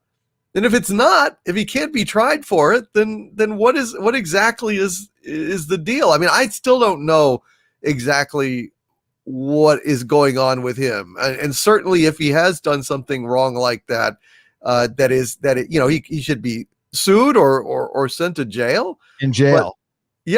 But this whole moralizing, I mean, I felt really annoyed when we just cut back to him and he's just sitting in his chair having stroked out. Was that in the book? No, that was how Fred Johnson died. So they used Fred Johnson's death on him. Alex Kamal is still alive. He's right. An important character, a very important character. And they're going to replace him with Bull, who was a dead character. And the actor's fine, but he's nowhere near as good as Cass Anvar. No. And the show's it's done at this point. And like the most exciting shit all happened in the last 5 minutes. The thing that they pushed aside so they can show the polyam fam. Yes. Fine. You know what? You want to show them for 15 minutes? Fine. I don't care. I don't give it 3 fucking episodes of them going, are we going to do it or not do it? Are we going to do Melkus Casase or whatever the fuck their belter, like Belter Lauda? Are you going to sleep with me tonight or her? It's like, who gives a shit? I don't care. When did this feelings and hallways crap come in the Expanse? Oh man. I'm pissed. We have been fucking recommending this show for years now at this point. Completely backed it. It's one of the best sci-fi shows. And like this was the biggest U-turn in the middle of a show I've ever seen in quality. And if the Me Too was that bad, and it looks like they fired Cass Anvar like that day. And his death scene was just reused footage that they put in a little they just had grabbed a frame, right? And put in a little special effects of blood to show that he stroked out. I don't know what the fuck. I would just reshot the whole thing, because you ended up sacrificing Holden, your star, who was investigating one of the biggest mysteries of the fucking show, which is who killed the proto-molecule engineers, and they just didn't even talk about it. Then they brought it up in the last 5 minutes, and everybody's like, "That's for 3 episodes. The pacing was completely off this season. The emphasis, as you're saying, utterly wrong. I felt also not only from just from a logistical filmmaking standpoint, the action sequences in this last episode were very confusing to me. I couldn't tell what the fuck was going on. They've never been like that in the past. No. You knew exactly what was going on as far as like, honestly, you know what? They're at Amazon, and it looks like Amazon got cheap on them because the show is bigger and the production is better in the early seasons when they were with Sci-Fi. Mm-hmm. Yeah, no, I agree. They had a bigger cast. It felt like a bigger world. And this one was like a lot of, you're on bridges, on sets, talking about fucking trust for 3 fucking, or Naomi's on a set trying to breathe for fucking 3 fucking episodes. Cass Andor was in a ship for 3 episodes, and Holden was like on his way for 3 episodes. Oh, Holden was completely shafted. He had almost nothing to do this season. It was sad. Avasarala did nothing. Yeah. They destroyed the Earth and they didn't show it. Yeah. I mean, I've been pumping this season up since season 2. I've been like, I can't wait till they get to the 5th book. 5th book is the shit. And it is. It's the shit. It's like the last real good one. But, hey, the authors of the book came out and they reassured everybody. They said, God, I hope they don't notice all of the woke feminism we put into our show. And I shook my head. I'm like, these guys are fucking idiots. Like they sure. I don't know who runs their Twitter account. I don't know if it's both of them. They're decent writers, but they're fucking morons. That single tweet turned off so many people that we had turned on to your show. Like, that, and it's like, did you need to do that? Did it make you feel good? Did it make you feel good to do that? Because you just cost your show a bunch of viewers. Maybe you don't give a shit. You got that sweet Amazon cash. But yeah, don't follow the writers on Twitter if you don't want to be not pissed off. I'm sorry. Yeah, it's not the script writers. It's James S.A. Corey. James S.A. Corey. It's not the writing staff of the show that really is responsible for the last half of that, which, whatever, that they're the ones who tweeted out that they had to have the polyam instead of, I don't know, actual story. Yeah, an actual story that wasn't predictable, that we couldn't see coming. And yeah, I'm sure they're going to use the Alex Kamal or the Cass Anvar excuse, and I'll just go the Crow. Their star died, and they still made a good movie. So stop it. Grandpappy. Oh wait, sorry, Grandpappy Fisk. Opposition HQ for £5 says, so that's my Grace Randolph. So apparently, rumor has it, Michael B. Jordan has replaced Henry Cavill as Superman. Thoughts? I've been hearing that for a while, but I don't think that's that's the case unless some news drops since the starting of this live stream. But I can see J.J. Abrams doing that. Absolutely. Yeah. Sadly. I mean, well, why not? He was Johnny Storm, right? Yeah. So why not? Let's just make him every hero. Why not? Other than the women heroes that will be, cross-gendered, replacing men, Sue Rogers, Sally Stark. We'll go ahead and we're just going to change all the women in the MCU. They're all the superheroes are going to be female at this point. Tessa Thompson is not Valkyrie. You can call her Valkyrie, but she's generic superhero. Her costume doesn't even look like Broomhilda's costume. No. She's from North mythology, and the Valkyries are they're very specific in what they look like. And Michael B. Jordan can be, and he'd be Black Superman. Does he want to be Black Superman? You have characters that or you create characters that will have a lot more meaning. If you want them to generally, like the Black Panther had meaning to a lot of people. We can all argue, and I would agree that it's a pretty overrated movie that still made $1 billion. And it didn't make $1 billion like Captain Marvel did, which was a bunch of bullshit. It made $1 billion because it was one of the most ingenious marketing campaigns I've ever seen. Released at Black History Month, and it became a cultural moment for a lot of people. Can't deny that. Black Panther is a real character that everybody read, that had earned his credit and his and his place in the Marvel universe. People were excited, genuinely excited to see them. It's a character I've read since I was a kid. Everybody loves Black Panther. I think he's a little OP now. I kind of liked him better when he was just peak human. But he's got his vibranium suit, and then of course people have made Wakanda into this 25th century city that's on Earth. It's basically Asgard, that's fine, whatever. I've never liked that either. I liked it just being the hidden city. But no, it's a legit character that works in the Marvel universe, and may Chadwick Boseman rest in peace. But yeah, there's other characters, D-list, C-list characters that are black that you can build up and make them A-list characters or create a new one. And if Marvel actually gave a shit, they would be spending time trying to create these characters, not a derivative character, not Miles Morales. He's never going to be Spider-Man. He's just not. Peter Parker, Spider-Man. But you could have turned Miles Morales into you could have renamed him. You could have turned him into something else, and that might have worked. Sure. Why not? And it proves they don't give a fuck, folks. If they gave a fuck, Disney owns a publishing or Marvel, a publisher.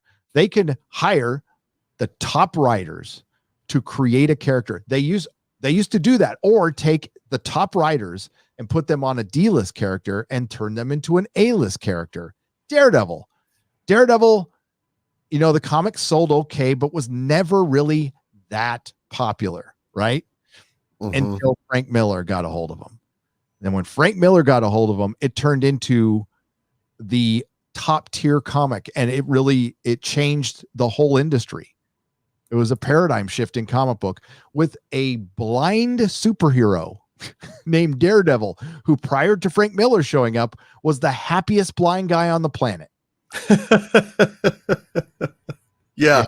You had a character like Swamp Thing, right? Which was a big ball of goop that people liked, but it was like an EC thing, right? And Alan Moore took it to a completely surprising new place.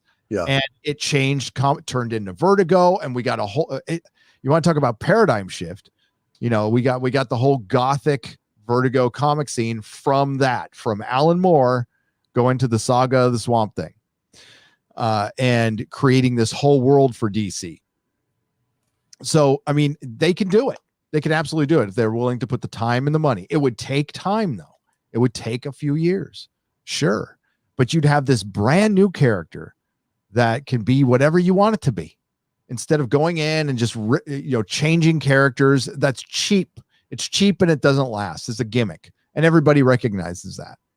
When the most people you're making happy are the people who like to drink male tears or fanboy tears, that's right. Not a success. That's not a success. Yeah, and it's not anything that's going to last. It's, again, creative bankruptcy, and we're here. We're at peak creative bankruptcy when it should be a renaissance right now. Oh, it should be. You're right. I mean, there's so much opportunity out there. There's such an acceptance of genre at this point, and they're killing it. They're killing it as surely as they're killing comic book stores with their inflicted wokeness. It's really a missed opportunity, and it's one they will never get back again if they don't cut it the fuck out. Marv Wolfman, George Perez took the goofiest book on the planet. It was called The Teen Titans. And it's all the dorky little sidekicks of DC. And they made a book that outsold the X-Men regularly. In the Byrne Claremont X-Men, not just any X-Men, the greatest X-Men run ever written was outsold by George Perez and Marv Wolfman. So, and it's because you had the right creative team, and you had a guy running around with green underwear as the lead, outselling the X-Men. That's what a good writer can do. Mm-hmm. Yeah, but I don't think there are any good writers in this generation of participation prizes, conformity, platform as opposed to narrative. These people are lazy, stupid people, and they hide behind this virtue signaling to conceal their utter lack of talent. Yeah. The comic industry, what should be happening right now in the comic industry, that isn't, because the comic industry has been taken over by the alternative press crowd. You can tell by the quality of art, which is Caltech bullshit, or Cal Arts bullshit, not Caltech. Sorry, Caltech's fine. No problem. No beef with Caltech. You do your math. But we should be well into some 90s nostalgia now as far as comic books are concerned. You should, and that's what should be hot right now. Todd McFarlane, Dan Fraga out there, Ethan Van Sciver. This is the shit that is hot right now with some people. They just don't want to make it. And this is our problem. This brings us back to Henry Cavill. We have a guy who should be the biggest star in Hollywood right now, and he's not, because they refuse to cast him in anything other than to be a bait and switch for some other bullshit. There's comics out there that if they got the right writer and the right creator, would still sell in the hundreds of thousands, but they refuse to do it. They're unwilling to do it. It's not like they can't do it. They're unwilling to do it because it goes against the broader narrative that's being built right now. And they are just relying on us to be consumers, not paying customers. Right. Too bad.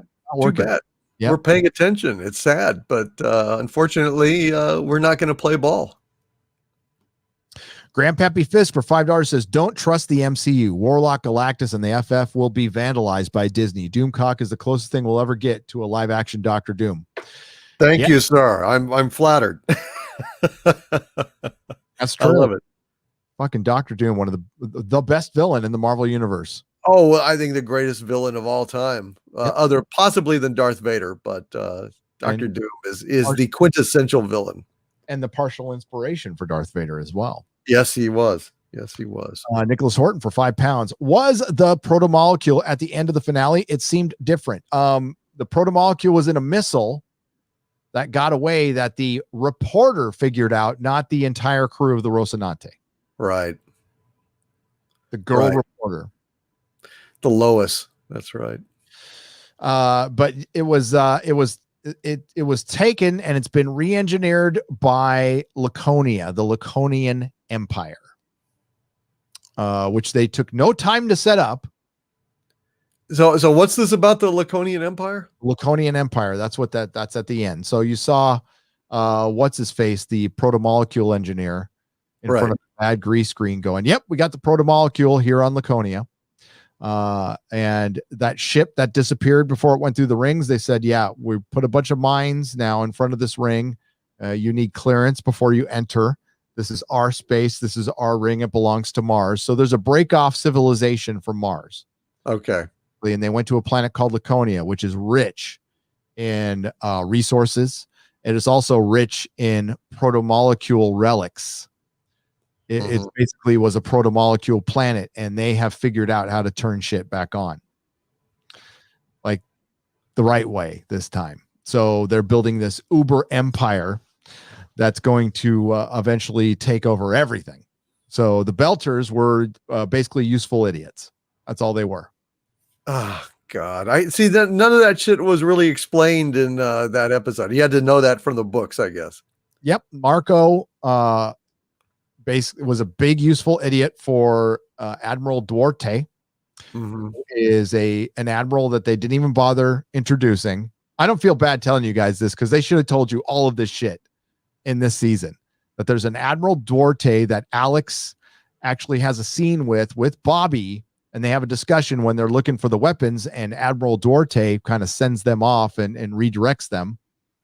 And he's a brilliant guy, and he's got this vision that we're going to take Mars society to the next level, but I need to live forever because I am going to be the eternal leader, or at least I need to. No, I don't need to live forever, but I need to live for centuries to build this thing, right? So I'm going to inject myself with the protomolecule to live for centuries. And then the wackiness starts out from there. Now, after this, in the books, there's a 30-year time jump, and the books get really fucking woke, and they kind of cut out Holden. And again, there's a 30-year time jump, so everybody's 65 on the Rocinante. Great. And they're still on the ship. They're still on the ship doing the same shit. 30 later. 60. 65. It's a 30-year jump. Yeah, and they did it to show the progress of the Laconian Empire. And they're still in there. Well, we're gonna this next run. We're really gonna make a score. We can quit. Aging pills. They have anti-aging pills. Really? Yeah. So all this bitching about how they couldn't do it without age makeup, they could because they've got anti-aging pills. They have anti-aging. I mean, they could just do very light, like little wrinkles, little that stretching skin, stuff. I mean, very simple. With most of these actors, just don't put makeup on them. They'll look. Yeah. That's true. That'll be it. BK0271 for 5 Canadian pesos says, "Hail Doomcock and Gary. What have you guys heard about Apple TV's Isaac Asimov's Foundation series?" I didn't like the trailer. Yeah, I wasn't really crazy about the trailer, but I haven't heard anything about it. I mean, it's almost like Apple TV doesn't exist. I don't have a lot of Apple stuff. I don't know. I don't even know how to access it or watch it. I don't know anything about it, really. I forgot to do this too. I got to keep doing this for my memberships. So for some Apple devices, if some sound pops up, I apologize in advance. Hang on. Okay, there we go. It doesn't. I'm going to put this in. I'm putting this in the description, folks. If you want to become a member. Yeah, speaking of Apple, it reminded me, Apple devices don't show in the join button. So there will be a link in the description if you want to become a member. I just put it in there now. I meant to do that earlier. So, because fuck Apple. So Apple Plus did everything on paper right. They're like, we're going to start a streaming service. We're going to do original shows, or we're going to adapt some really cool shit. We're going to get top talent to do it. And then they made the most uninteresting shit imaginable. They got Jason Momoa in a show about where everybody's blind, and it's just sounded like, it was a bunch of people walking around in rags, and it looked like the 100 and all the other post-apocalyptic shit that's out there. I'm just tired of post-apocalyptic, to be honest with you. Mm-hmm. Then they did, Ronald D. Moore went and did an all-woman or all-female The Right Stuff, which is not anything I'm interested in at all. And then there was another show. Yeah, nothing really sparked my interest for me to go. And people assume this is Apple's biggest problem. People just assume Apple's shit is proprietary. So there might be people out there who think, well, it's Apple, so it's not going to work on my Android. Right. And they earn that. They fucking earn that. So yeah, it's just Apple. What Apple's going to do is they're going to buy a existing streaming service, because people don't think of Apple when it comes to entertainment anyway. It's just not what they think of. It's brand association's pretty important. Do you think of original entertainment when you think of Apple and Tim Cook? No. Not at all. And I'm just skeptical of the whole enterprise. But I'd like to see Foundation if it's not going to be woke and going to be good. But I don't know. I wasn't really overwhelmed by the trailer I saw. What did you think? Yeah, Yeah, I don't know. Burnham says, "Be careful, it's a deep crack." While looking down, Beavis and Butthead retort, "Deep crack." An example of the perfect amount of respect deserved to Mikey Spock. None. This is true, JT Kirk. For $10, I appreciate that. James Tiberius Kirk. JT Kirk. What a great name. It is. BK0271 for 10 Canadian pesos. What are your guys' thoughts of the reports of the test screening reviews of Denis Villeneuve? That's my French. Villeneuve.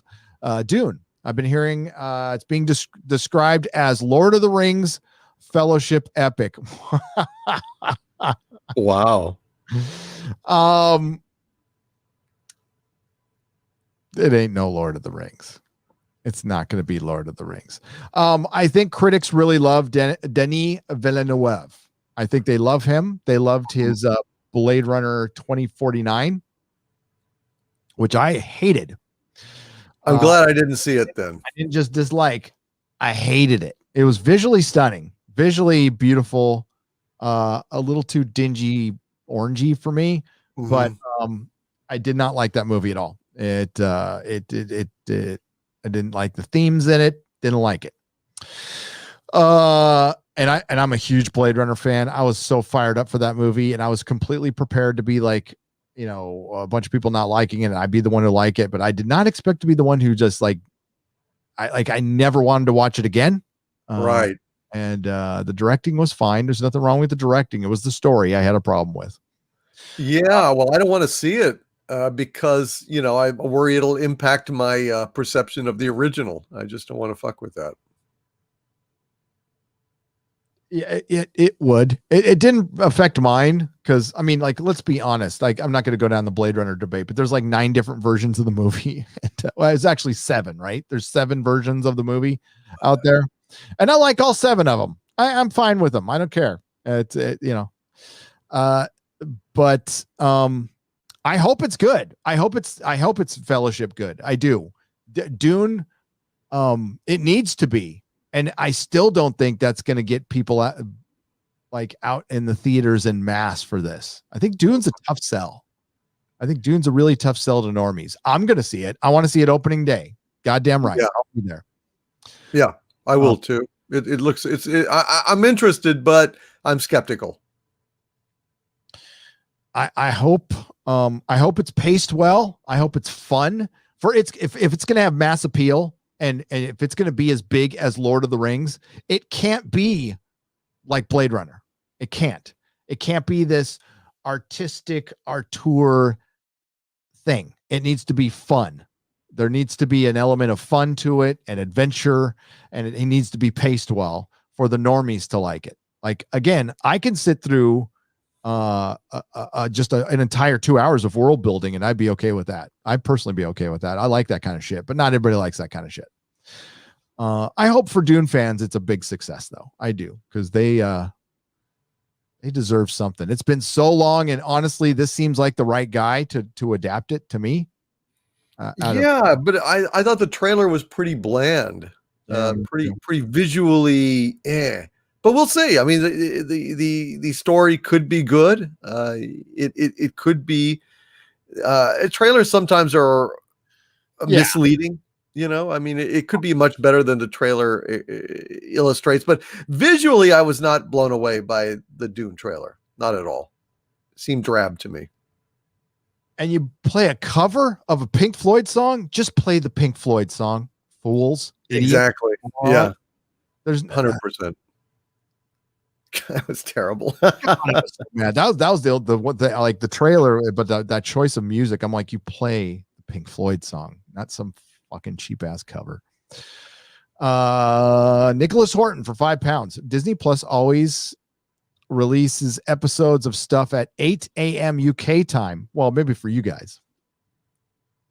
So the time is always better for us, but not good for our American allies. Yeah. I mean, it's good for you, but it's not good for the 330 million people over here. Yeah, I don't know. 8 a.m. your time is what time? My time. 8 a.m. My time would be 6 a.m. your time, right? I'm gonna see what time it is. It's 5 p.m. Oh, p.m. Yeah, it doesn't come out 5 p.m. here. No, it comes out in the middle of the night, right? For us, I think if I stay late at night, you can watch it. I think it's like at 12 or 1. Yeah. Son. That's stupid. It should come out at 5 p.m. in the afternoon. That's what it should come out at. Mm-hmm. I agree. It's stupid not to. We'd all be talking. We'd all be on the same page. Yeah. It would gain a lot of momentum that it just has a trickle these days. I mean, that's why we don't release YouTube videos in the middle of the night, for God's sakes.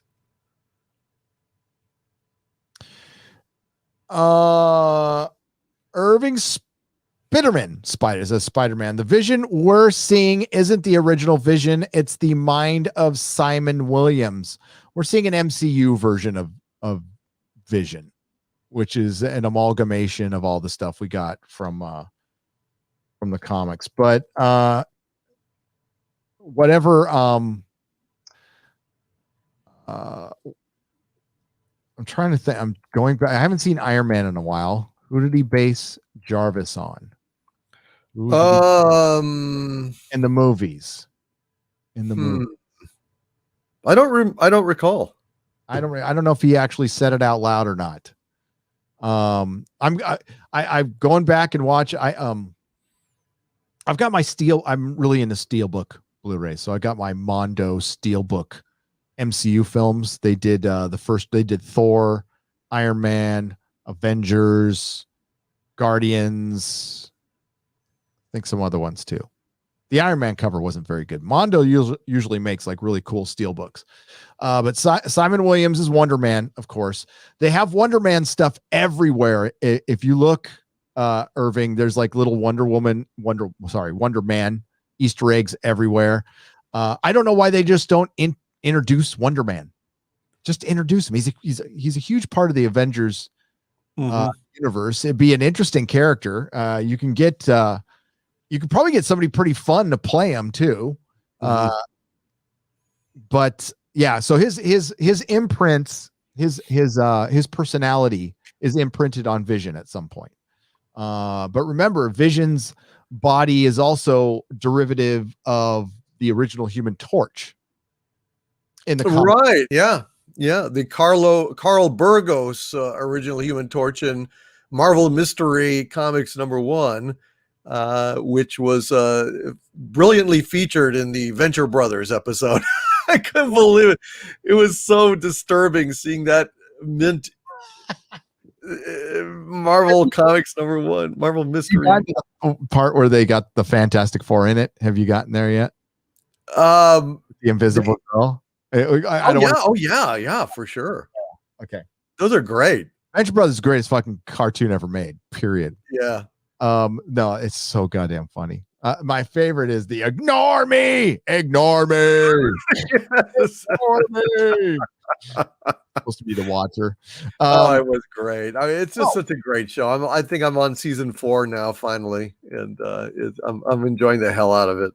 We saw the Human Torch in Captain America: First Avenger too. But no, they could keep the Avenger. Vision doesn't need the Mind Stone. He can survive without it. They can come up with some way. It's a matter of, does Paul Bettany want to put the makeup on still? It sounded to me like he's still into playing the part, and he'd play the part.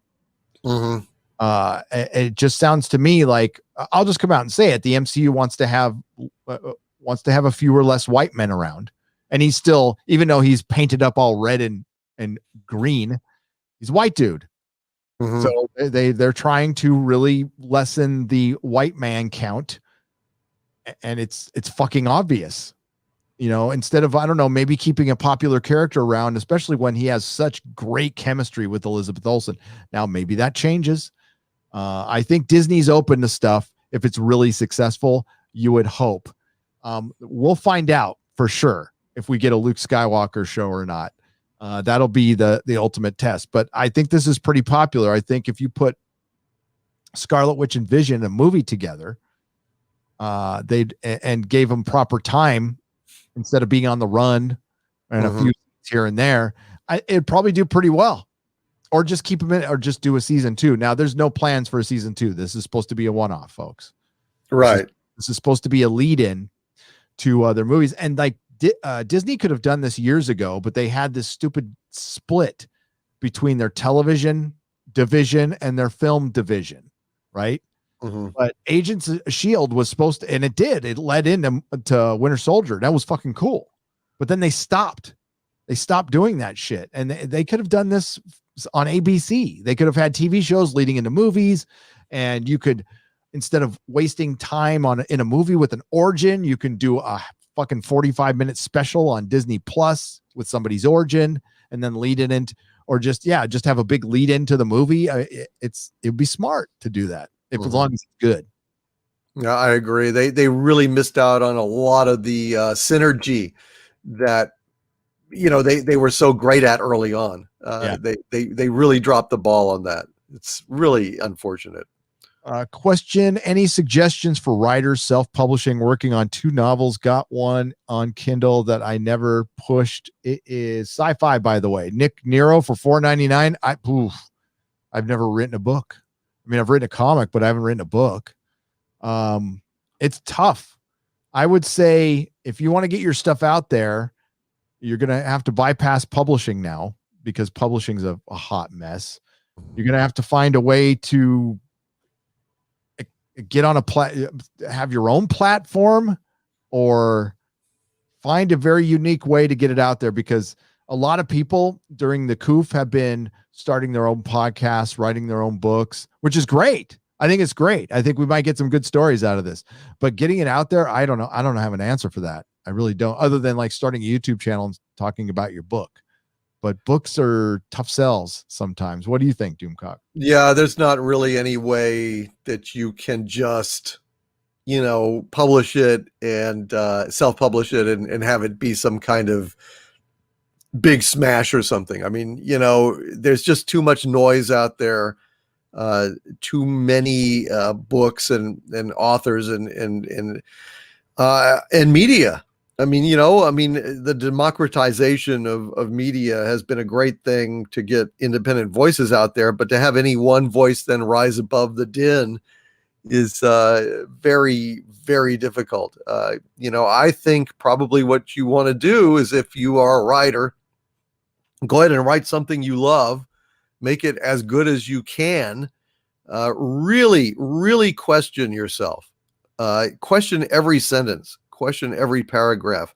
Make sure that you're not repeating the same word, multiple times on the same page. Vary your sentence structure. Focus on your characters. And when you really have got it to the point where you feel, what, this is about as good as I can possibly make it, self-publish it. Publish it on Kindle, publish it on CreateSpace or Amazon, whatever, and then just talk about it. And hope that awareness will get to it. I mean, at the very least, you've got a product that you can be happy with. You can get copies of, order, at a discount, and give them away to your friends and family. Maybe you can send out review copies to magazines that still do reviews, but it's tough. I mean, if you think that you're going to write it, it's going to be like discovered and get attention from Hollywood instantly, or get on some kind of bestseller list, is probably not going to happen. It would take a luck. I mean, it's not impossible, but it would take a lot of luck. What's missing for writers now is those magazines that they used to be able to throw short stories in. And I would definitely start with short stories. I wouldn't I'm going to write my 9-volume epic fantasy. I wouldn't start out with that. I would start out with short stories and kind of build it slowly. I think a lighter reading might be good. Something like the size of a Conan book or something, or maybe make it into a graphic novel. That might be better. Yeah. Partner with somebody and be an artist, find an artist and stuff. But good luck. I wish I had better advice, but self-publishing is the way to go, though, because to get involved in publishing right now, they probably wouldn't even take your book. Right. Point. Yeah. Nicholas Horton for 5 pounds. Agnes is Agatha Harkness, the witch from the X-Men comics. Yes, she is, Nicholas. Yep. Yes, she is. She's a mutant witch and mentored Scarlet Witch for a little while. Polaris sucks for 2 Canadian pesos. Long time no super chat. Keep up the good fight. What's up, Polaris? Polaris sucks. Yeah. We will try. Thanks for the super chat. I appreciate it. Cronan for $5. If you move to Florida, you get your vote back and be part of the new NFL champs. Yep, that's true. That's true. It's open for business too. But I've only been there once, and that was in 1994. It has been a long time since I've been there. I've never been to Florida. Really? Yeah. It was fun. What was I was gonna show? I was gonna show something, and I can't remember now. Let me go back. The last super chat. I'm gonna show off my tweet here from the 2 pages from Paul Ryan. I was just looking at Az's. We're going to talk about the Falcon and Winter Soldier trailer in just a second, because I've got a couple of thoughts on it. But here we go. Oh, should I show off? I'll show that later. I'll show the She-Hulk picture later. I've got some pro and con on that one. But here we go. There's a pro version, and I've got a bad version. Oh, okay. I see. All right. But here is the late great Paul Ryan. I do believe he passed. So there is a catatonic Scarlet Witch, and she's been traumatized. If you go to my Twitter, you can read this whole thing. She's gone through a trauma. Now, it's got nothing to do with what initially went on in this series. This is part of Acts of Vengeance, which was a crossover from a long time ago. Okay. And she's just keeping an eye on Scarlet Witch, who is just catatonic right now. And she just found out in the comic that her children weren't real. Her mind was being controlled. So it might sound a little familiar. And she's like talking to Ebony, and she's all, did you feel something? And the house starts shaking. Then the house gets taken away. And by the way, this is called dynamic art. This is called real comic art. This was done with 4 colors, Zipatone. Back in the 80s, no computer or anything. Everything was done by fucking hand. And it is still not as good as what they did here. Look at this 3-panel section right here of the house being taken away. Boom, boom, boom. Nice. Then you got the house in space. And then it says, this should be high enough. I tore the house from the foundations and hurled it into, I'm sorry, these letters are into orbit far too swiftly for the old witch to cast her spells. Now it's time for our long-delayed reunion. Good afternoon, daughter. What a pity. You cannot express your joy in seeing me again. That would be fucking awesome if they did this. This is the thing I thought of. And I remember when I was reading this and I was a kid, this was the moment I found out Magneto was her dad. Like, that was the moment I found out. I was like, and I didn't read any of the older comics, so I didn't know. So like this, I was like, my jaw was on the ground. I was like, what? And I told my friend, he's all, you didn't know that? I'm all, no, I didn't know that. What the fuck? So a lot of people might go through that if that's what we get. But I don't know. I don't think I still don't think that's quite on the level of Luke Skywalker coming back. It'd be cool. No, it's really not. There are very few things I can imagine would approach that level of a sensation. I just, that's a tough one. I don't think we're going to see that for a while. Anything that big again, I can't really think of it. Can you imagine what else? I mean, even in Star Trek, it would have to be like Kirk coming back or Spock, but I mean, that's never going to happen. Like Shatner or Nimoy. That's not going to happen. So I don't know. Oh, we can't have anything that big. Disney had their chance to have something that big. It was called Han, Luke, and Leia being together in a movie. And that is literally, we had John, George, Ringo, and Paul signed up to do another album, and we decided to have them do solo albums instead. That's exactly what Disney did with fucking Star Wars. So don't put a lot of faith in this company, because they made that decision. And anybody involved in that decision should never work in fucking Hollywood again, because it was the biggest no fucking brainer of all time. And fucking Jar Jar. People still try to defend, like, he's not as bad as Rian Johnson. He's worse. Rian Johnson was a dumb hired gun. Yeah. Yeah, but Abrams is the cinematic antichrist and has methodically gone around and put his worthless taint on every single thing that we watch at this point. If not him directly, his acolytes, his followers from the bad robot think tank, and I use that term ironically. How much thought do you have to put into perverting pre-existing stories? Let's remake the Wrath of Khan, except we'll just flip Kirk and Spock and we'll crash an Enterprise into San Francisco. That's their think tank right there. Fucking dumbasses. Yep. Oh man. Thank you for the $5, sir. Slade Wilson. The MCU woke crap, race gender swaps guaranteed. Yep. Oh yeah. Oh, plenty of them coming. Plenty of them. Oh yeah, I mean that's standard operating procedure these days. Somebody on Friday nights mentioned it, but I'm going to steal it. It's we're definitely going to get the they them thing. The they them thing is coming. Tim Scorpion for $5. Captain Marvel being a les does not change my opinion on her. Seems they made her one just to label all criticism of the character as misogyny. Chickens.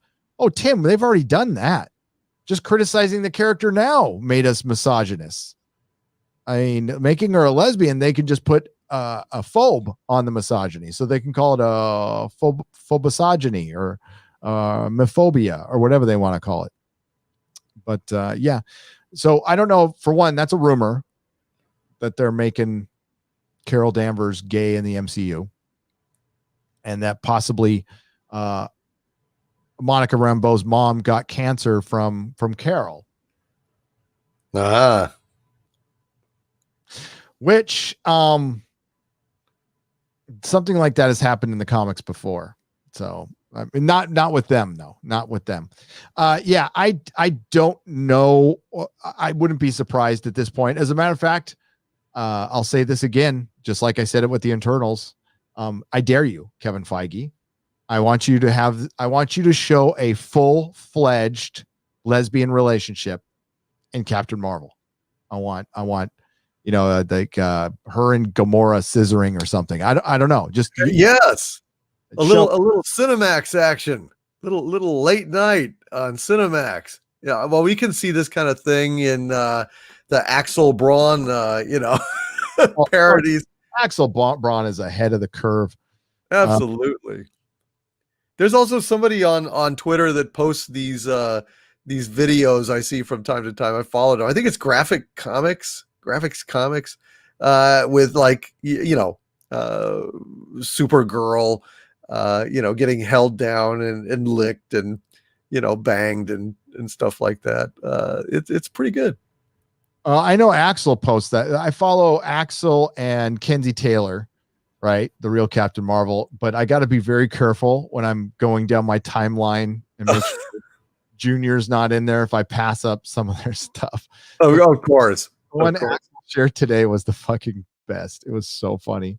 I laughed, and it was Mary Jane in the alley from Spider-Man 2. I won't give you guys details, but instead of a kiss, Spider-Man drops down and just use your imagination. And I laughed. I mean, like some people might find that gross, and that's totally fine. If you find it, but I was so fucking funny. I laughed my ass off. I was like, oh my, he lit it just right too. And the punchline was, "I'm sorry, that wasn't webbing." Yes. Yeah. The Wokesters will tell us that we cannot spell hero without her. Well, I'll tell you that you cannot spell hero without he either. This is true, Andrew Lundell for $5. This is true. Nobody's had a problem with any women showing up in the Marvel universe. They've been there all along. That's not the problem. It's the destruction of the older characters, the disrespect to the older characters. It's Star Wars fans are very familiar with this. Well, we're going to start seeing that with Tony Stark, with Steve Rogers. They're going to start deconstructing these characters. It's not going to be enough to just retire him. No. One of them will have made a mistake, or and they won't be there to defend themselves either. And Disney's going to find out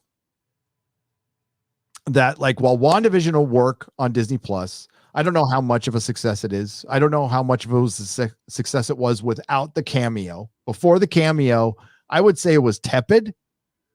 It was tepid. It was nowhere near Mandalorian or anything like that. No. After the cameo, yep, got a lot of people wondering. But I still think there's Doomcock and I, who have read these comics, so I kind of know what direction we're going in.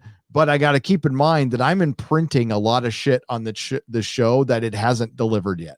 Mm-hmm. I am speculating on comic book stuff that they haven't technically shown at all in the show. Like, none of this shit could happen. Right. I mean, basically, you are kind of doing their job for them in your own mind. And I hope they don't disappoint. They may well. There's not a lot there, but there's a lot of implications, and there's a lot of possibility. That's what we're responding to. It's like we're getting excited over the possibilities that could arise from this. But will they actually pull the trigger? Will it be as good as our speculations? Frequently, Hollywood is not as good as fan speculation. Fan speculation is always better. I mean, there's been an image of the devil here and there. They've mentioned the devil. They've mentioned Ralph, and Ralph has been Mephisto has been referred to as Ralph. So that's a pretty big hint. But here's the question, and people have brought this up already, and it's a very good question. In China, you can't portray devils and ghosts and stuff like that. Mephisto's a huge Marvel villain that I hope they don't just waste in WandaVision, right? I hope they don't. I hope, like, Yellow Jacket. I liked Yellow Jacket in Ant-Man. It was fine, but that was a waste of a fucking good character just for like a little one-off, Mm-hmm. Yeah. So I hope Mephisto's like a big time character that should play into the bigger scope of things. And I hope they're just introducing him at this point, if he shows up. But, like, again, they've given little hints, but it might be something else. You never know. Hail Gary and DC. Jarvis was named after Edwin Jarvis, the butler who worked for Howard Stark. Oh, I knew that. Victoria Gunner for 5 Canadian pesos. That's so cute. Yes, I knew it was based on the butler, but I thought its brain imprint was based on somebody that he mentioned in the show, like his dad or something like that. But I might have confused it with something else. But yeah. I'm a lifelong comic book reader. I know who Jarvis is. But thank you for the 5 Canadian pesos. Have you considered that 3 a.m. your time would be about 7 p.m. in China, prime time over there? Oh, you're right. What? Fuck. Is Disney Plus in China? No, it's not. But it sure does seem to be beholden to the Chinese in a lot of ways. Oh, they're very curious. They're watching it. That's a funny point, though. That's a funny point. Good point. Maybe that's their primary concern now. Maybe that's their primary market. No, it's not. Yeah, Disney Plus will not be streaming in China anytime soon. No kidding. All right. Yep. Not surprised. Does YouTube even make it over to China?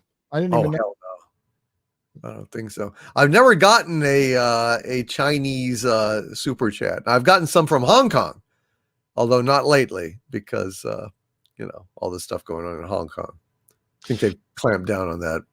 I got a Christmas present in my P.O. box. It just arrived 2 days ago from a gentleman named Ben, who's in China, who watches us in China. Oh, that's awesome. Well, that's super cool then. Yeah, he sent my family Christmas presents. Like, it was fucking awesome. So thanks, Ben. Thanks for watching. I don't know how you're watching us over there, but hail. Don't get in trouble. For us. Sean Connery versus applesauce. So did Wanda make the children without a man? Vision got no junk, and it would look like the SJWs. Also, here's hopes for less Kat Denning in the future. God, yeah. if they wrote her right, is perfectly fine. She's got a she's perfectly fine, but they wrote her like shit in this, and it's nothing like her character from Thor. No, it's somebody said it's just like her character in Thor. No, it isn't. No, it isn't. Her character in Thor was more curious student type, and not now I'm super science girl and you're just treating men like dicks and stuff. That wasn't like her character at all. It's everything. There's post 2015 and pre 2015. Not saying she was the best character in the world, but it wasn't as annoying. I like Thor. I like the first Thor movie quite a bit, actually. But Vision is fully functional. Vision can get down. But I think the point is that he wouldn't have any sperm that would be viable being an android. But again, I mean, do we even think that those kids are real? No, the kids have never been real in the comic books. But I think, okay, so her powers are chaos based, right? They're telekinetic and chaos based. She cannot create things. She cannot create, but she can make a thing. She could take it and make you think it's a thing, right? I'm trying to, her powers have always been weird. Okay. She can do a lot of shit, right? But she can't as far as actually resurrecting or creating life, she would need help doing that. She was able to make it, to change reality. So I could say that at this point, the way they've powered her up, she could probably create 2 kids. I think the kids are real. I do. And they're definitely 2 characters that show up in the books later as the Young Avengers. Yeah, I think these kids are going to be real. How that happened, I think it's going to be with help. That would be my guess. Mm-hmm. I think that's fair. Yeah. And well, she's also got mutant abilities now. So I think whatever power enhancement she had will be part of her mutant abilities that the Mind Stone tapped into, and maybe even amplified. Maybe her power wasn't that big of a deal, or maybe they, because they can retcon this in. They can say, well, they already had powers, and we used the Mind Stone to enhance them. She already showed signs of telekinesis or something like that. They could do that too. There's a lot of things they can do. They've retconned a lot of stuff with Wanda in particular. Mm-hmm. How wonderfully goofy would it be if an MCU movie had a little yellow box pop up in the corner and refer to viewers to an episode of TV and explain stuff? That would be awesome, Nate G. I would love that. It would have to be in the right movie, like something that's not too grounded and serious. You wouldn't want to put that in Winter Soldier, but like Guardians for sure. If they make a reference and it pops up like the comics did. Cool. Yeah. If they have one in here for an but example. They don't want to codify all of that comic book canon in case they want to delete it or destroy it later. That's sad, but true. There's one right here. I missed these, dude. Oh, they were all over the place. The Marvel comic universe was so thorough, so rich, that yes, there would be those notes on every damn page, Gary. Every page. They would absolutely keep incredible records. They cared a lot about their universe building and their internal consistency. I mean, I don't know how they did it. They must have. I would really like to know. Back in those days, how did they keep it all straight? Well, it has to be a master list or something, and that's the official handbook to the Marvel Universe. Even though it's been decades, like everything up to then is it's accurate, and I've got it in binders. They have those big things of binders and shit. I could read that shit all day. And by the way, Miss Marvel wasn't the most powerful fucking superhero in the Marvel Universe, not even close. No, I'll read how powerful she was. She was mid-level. And more likable for sure.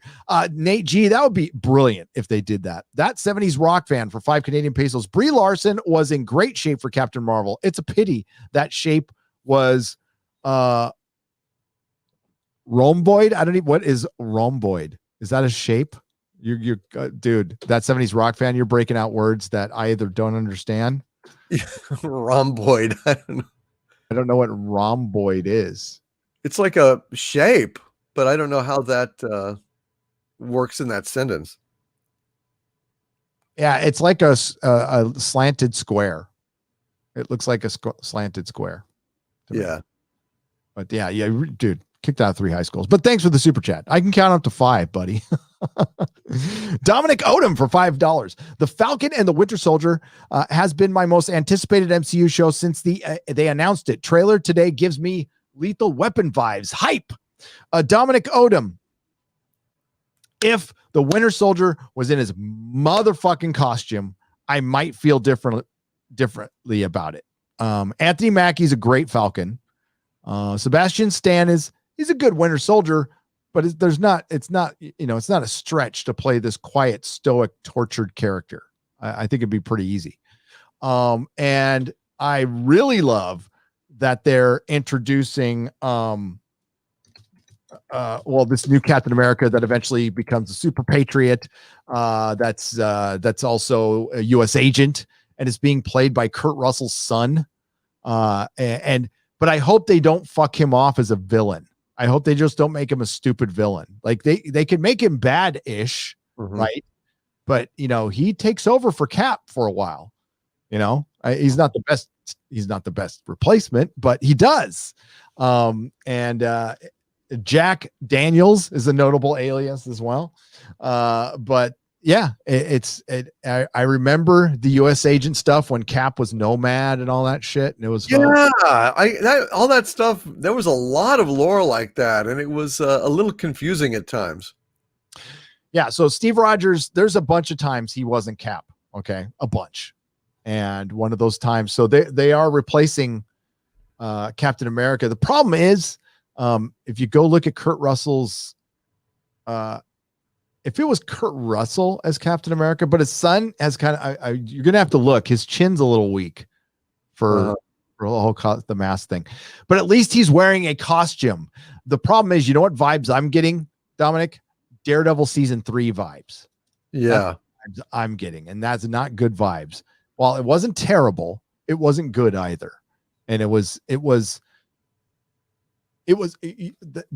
disrespected the Daredevil costume. They deliberately left the costume off our main character, and they clowned it, and they put it on the fucking villain. They put it on Bullseye instead of Daredevil, which kind of mocked the whole and they made it look like that Daredevil is just going to stay in his like sweatshirts and shit, which is stupid as fuck.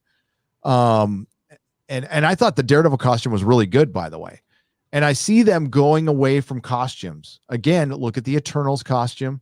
Black Widow's costume has gotten worse, not better. Hulk, Thor doesn't even fucking look like Thor. I thank God his long hair was back, but I mean, he had short hair. Mm-hmm. For half of the big finale, he had short hair, and for the second half, he was fat. Yeah, it was fucking God. At the end, it should have been peak Thor, peak Cap, peak Iron Man. They should all been looking exactly like their branding and shit, and they didn't. And it's just like, God damn. And why? What is the point? If you don't use if you're so scared of the goddamn costumes, then what are you doing? I mean, it's just like we said with Winter Soldier in that trailer. It's just a dude. I didn't even recognize him. If I didn't know it was the Winter Soldier because of the name, I would have went, well, who's that dude, holding on to that vehicle? Who's the dude that I just didn't even recognize him? You need these costumes. Otherwise, it's just a guy fighting. It's just another guy fighting. It's just another Jack Bauer. It's just another fucking, Laura Croft or Indiana Jones. I mean, you need the costumes. Don't shy away from the source material. We are connoisseurs of fantastic fiction, and we want to see the costumes and the powers. We want to see it be colorful and exciting. And if it's not, the more drab you make it, the more pedestrian it becomes.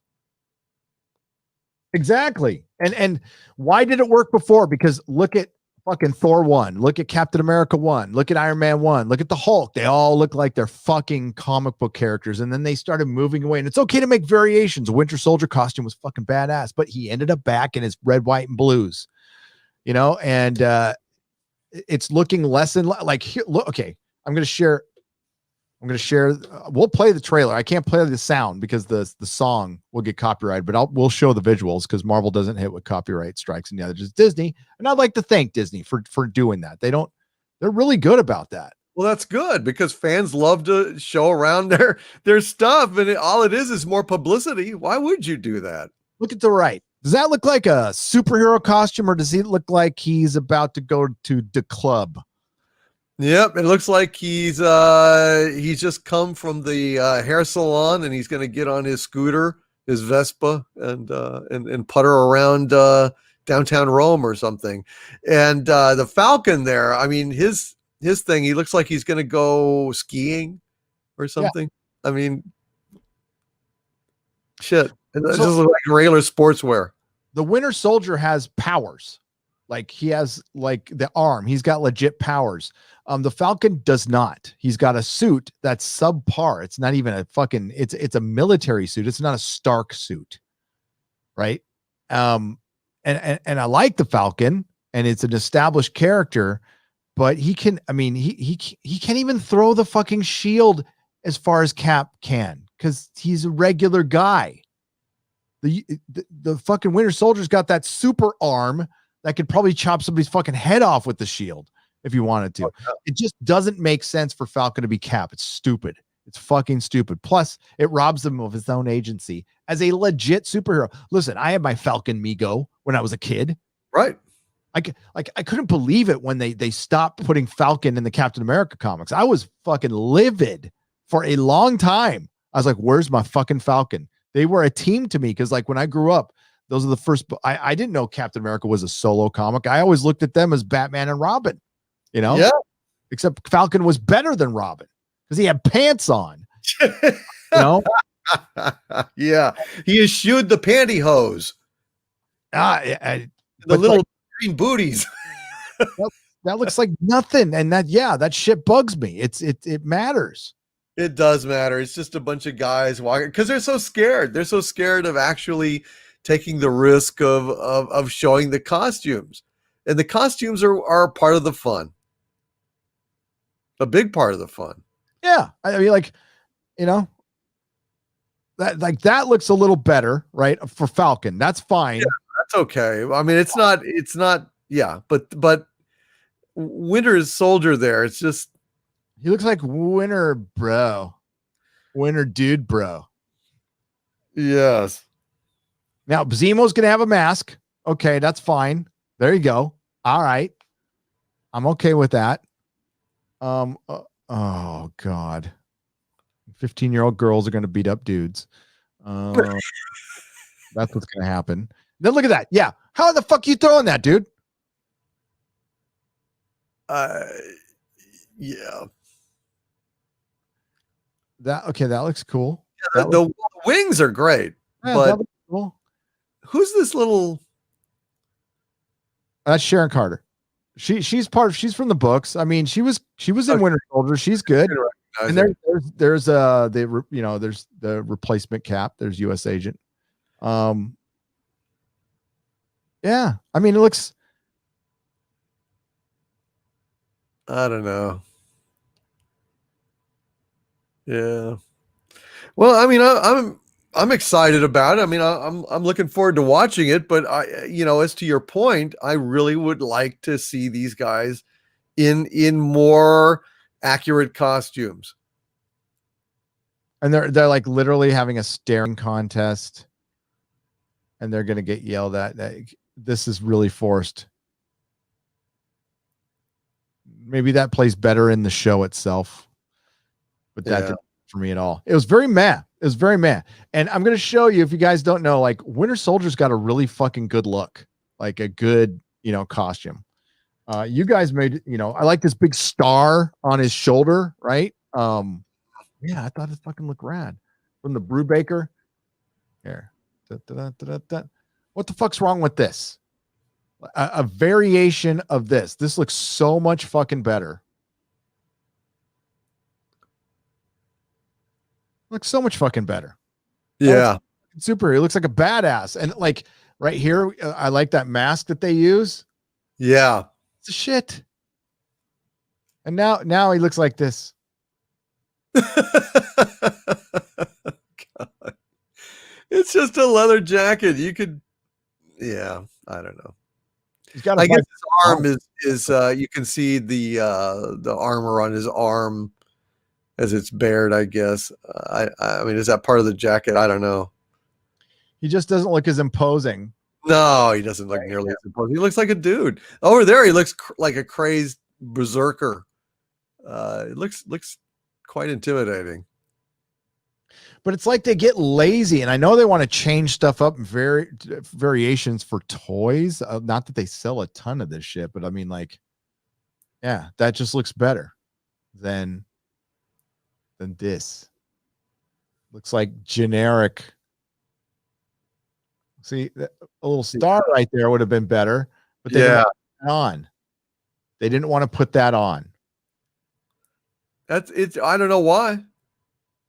Why not? Why can't we have more identifying stuff? Yeah, the star helps it, but I guess they got rid of it. I don't know. This is the kind of shit I give a fuck about. And I would go on and on and on. If somebody got a costume wrong, I would go off on, and there's at least bad movies that have like tried to get the costumes right that I appreciated, like the Corman fucking Fantastic Four got the costume. Yeah, right. Man, they did a good job. Fucking costumes right. Yeah, I like that. It's still the best Fantastic Four movie they've made. It is. Now, the show looks pretty decent, but let me tell you something, folks. You know, it's going to be discussing race issues and policing in America and fascism. A lot of Orange Man bad stuff's going to be in there, and that's what I heard. I hope it's just a superhero show where they beat up some bad guys, and it could be spy like, you know, and but I have a feeling. And this one, like, it should be the easiest one to make because you have two grounded superheroes, street level superheroes. So you don't need a ton of special effects. So, but you have to focus more on your writing and a little less on exposition. And yes, those two need to be funny together. They need to work if you want to get the Lethal Weapon kind of vibe. Because that, if they pull it off, that'll be fun. That could be fun. Mm-hmm.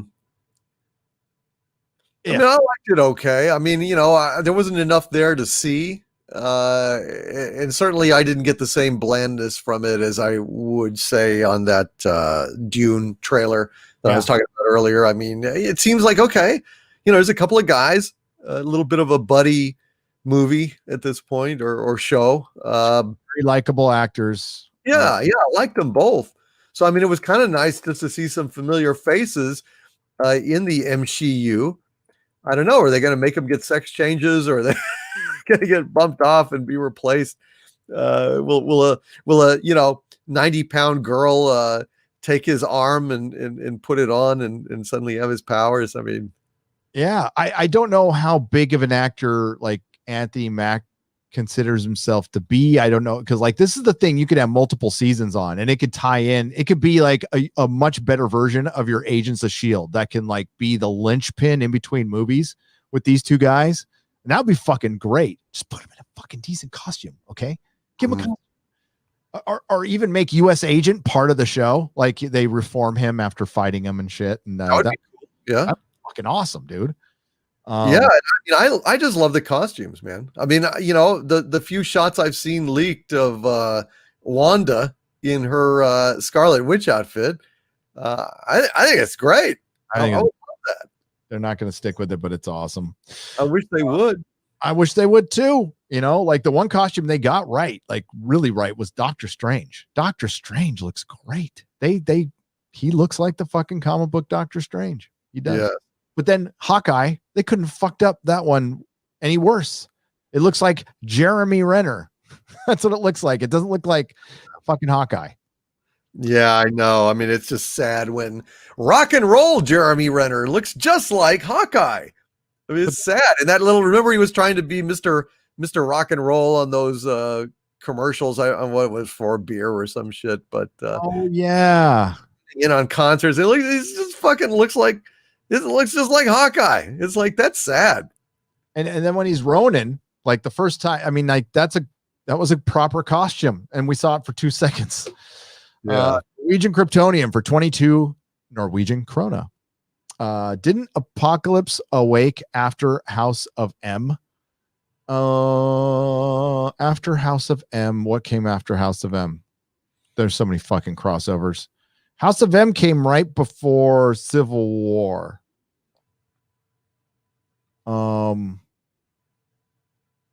He might have awoken again. I can't remember.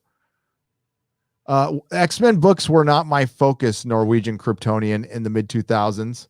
I had burnt out so hard on X-Men and X-Men crossovers that essentially I only read them because I had to.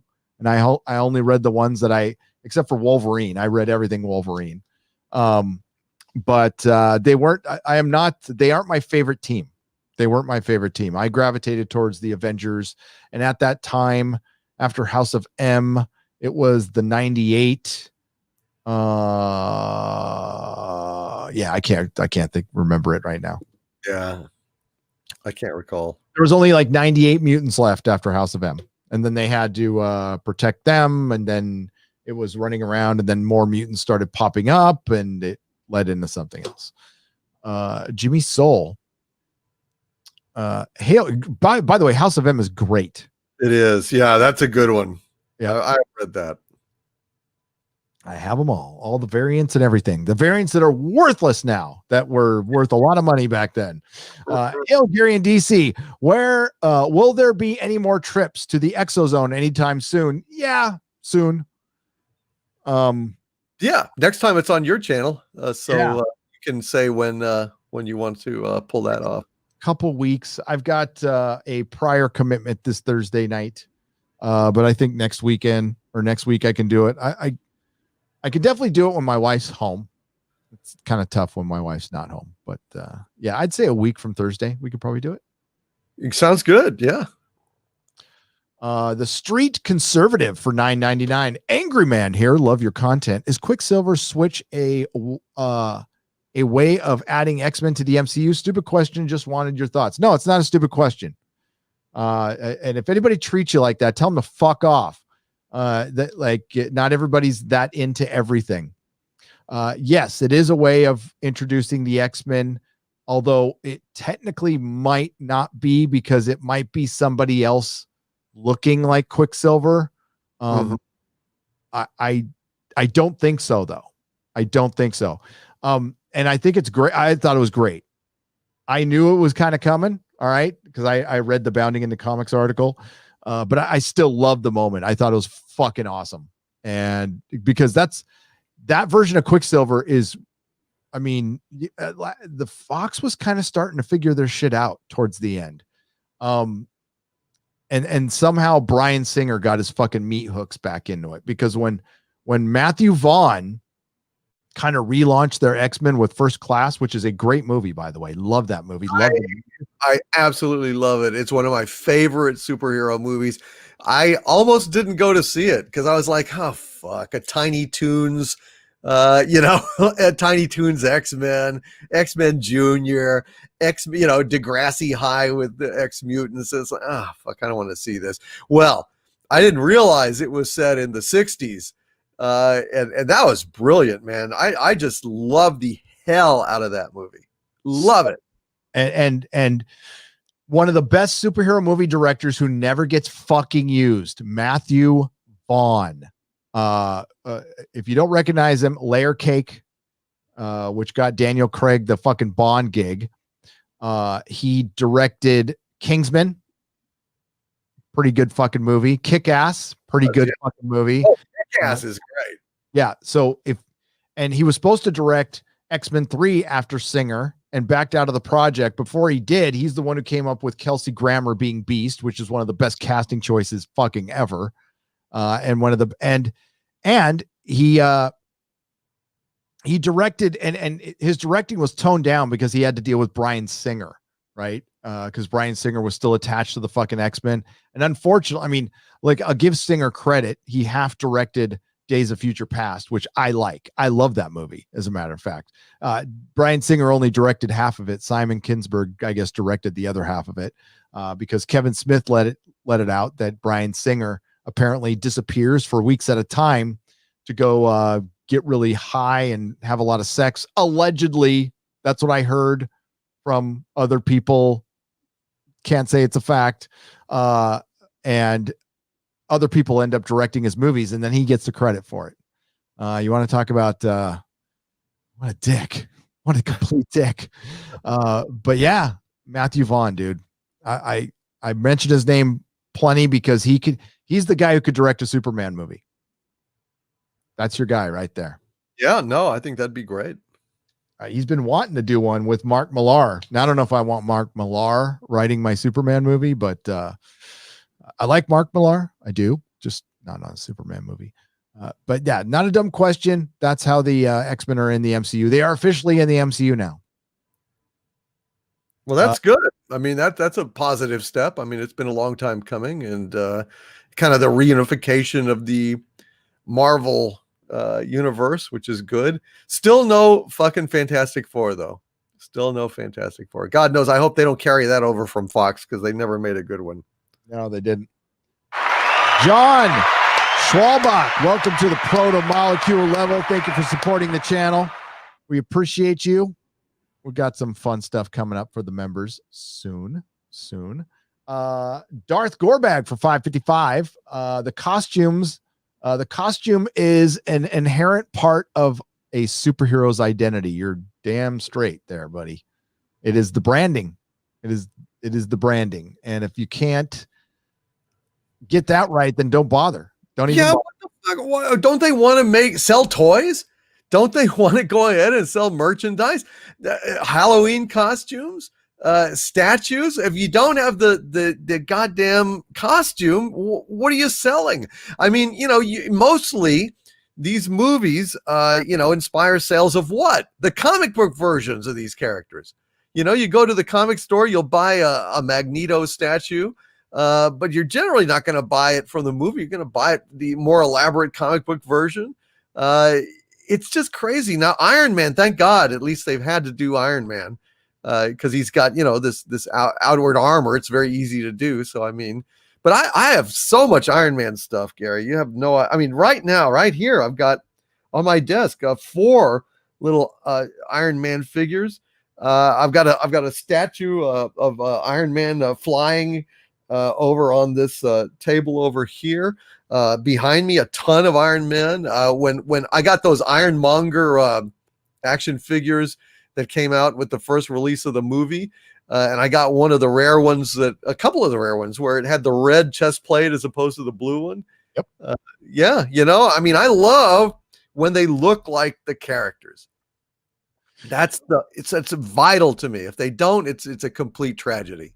No, that's why I love the 90s fucking Toy Biz, because they straight up just look like the comic books. That's all they're not all, this is before McFarlane kind of changed everything, and action figures look better, but I like my simple, the DC superpowers, the fucking, the whole, the Secret Wars. That's my era right there. Marvel Legends was great. I used to have all the Marvel Legends, and I just got rid of them one day. I just I don't want, and I started getting into 1/6 scales instead. That was why. Kind of graduated, but I used to have all the Marvel Legends, like every variation, everything in a box. But it got to the point where I was buying like extra cases and not opening up the other case. I'm like, so I'm essentially buying a box now. This is getting bad. This is getting, I'm going to dial this back.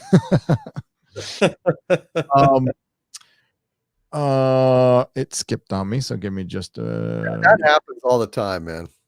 It just jumps on us. They were disappearing for a little while. It disappeared on me.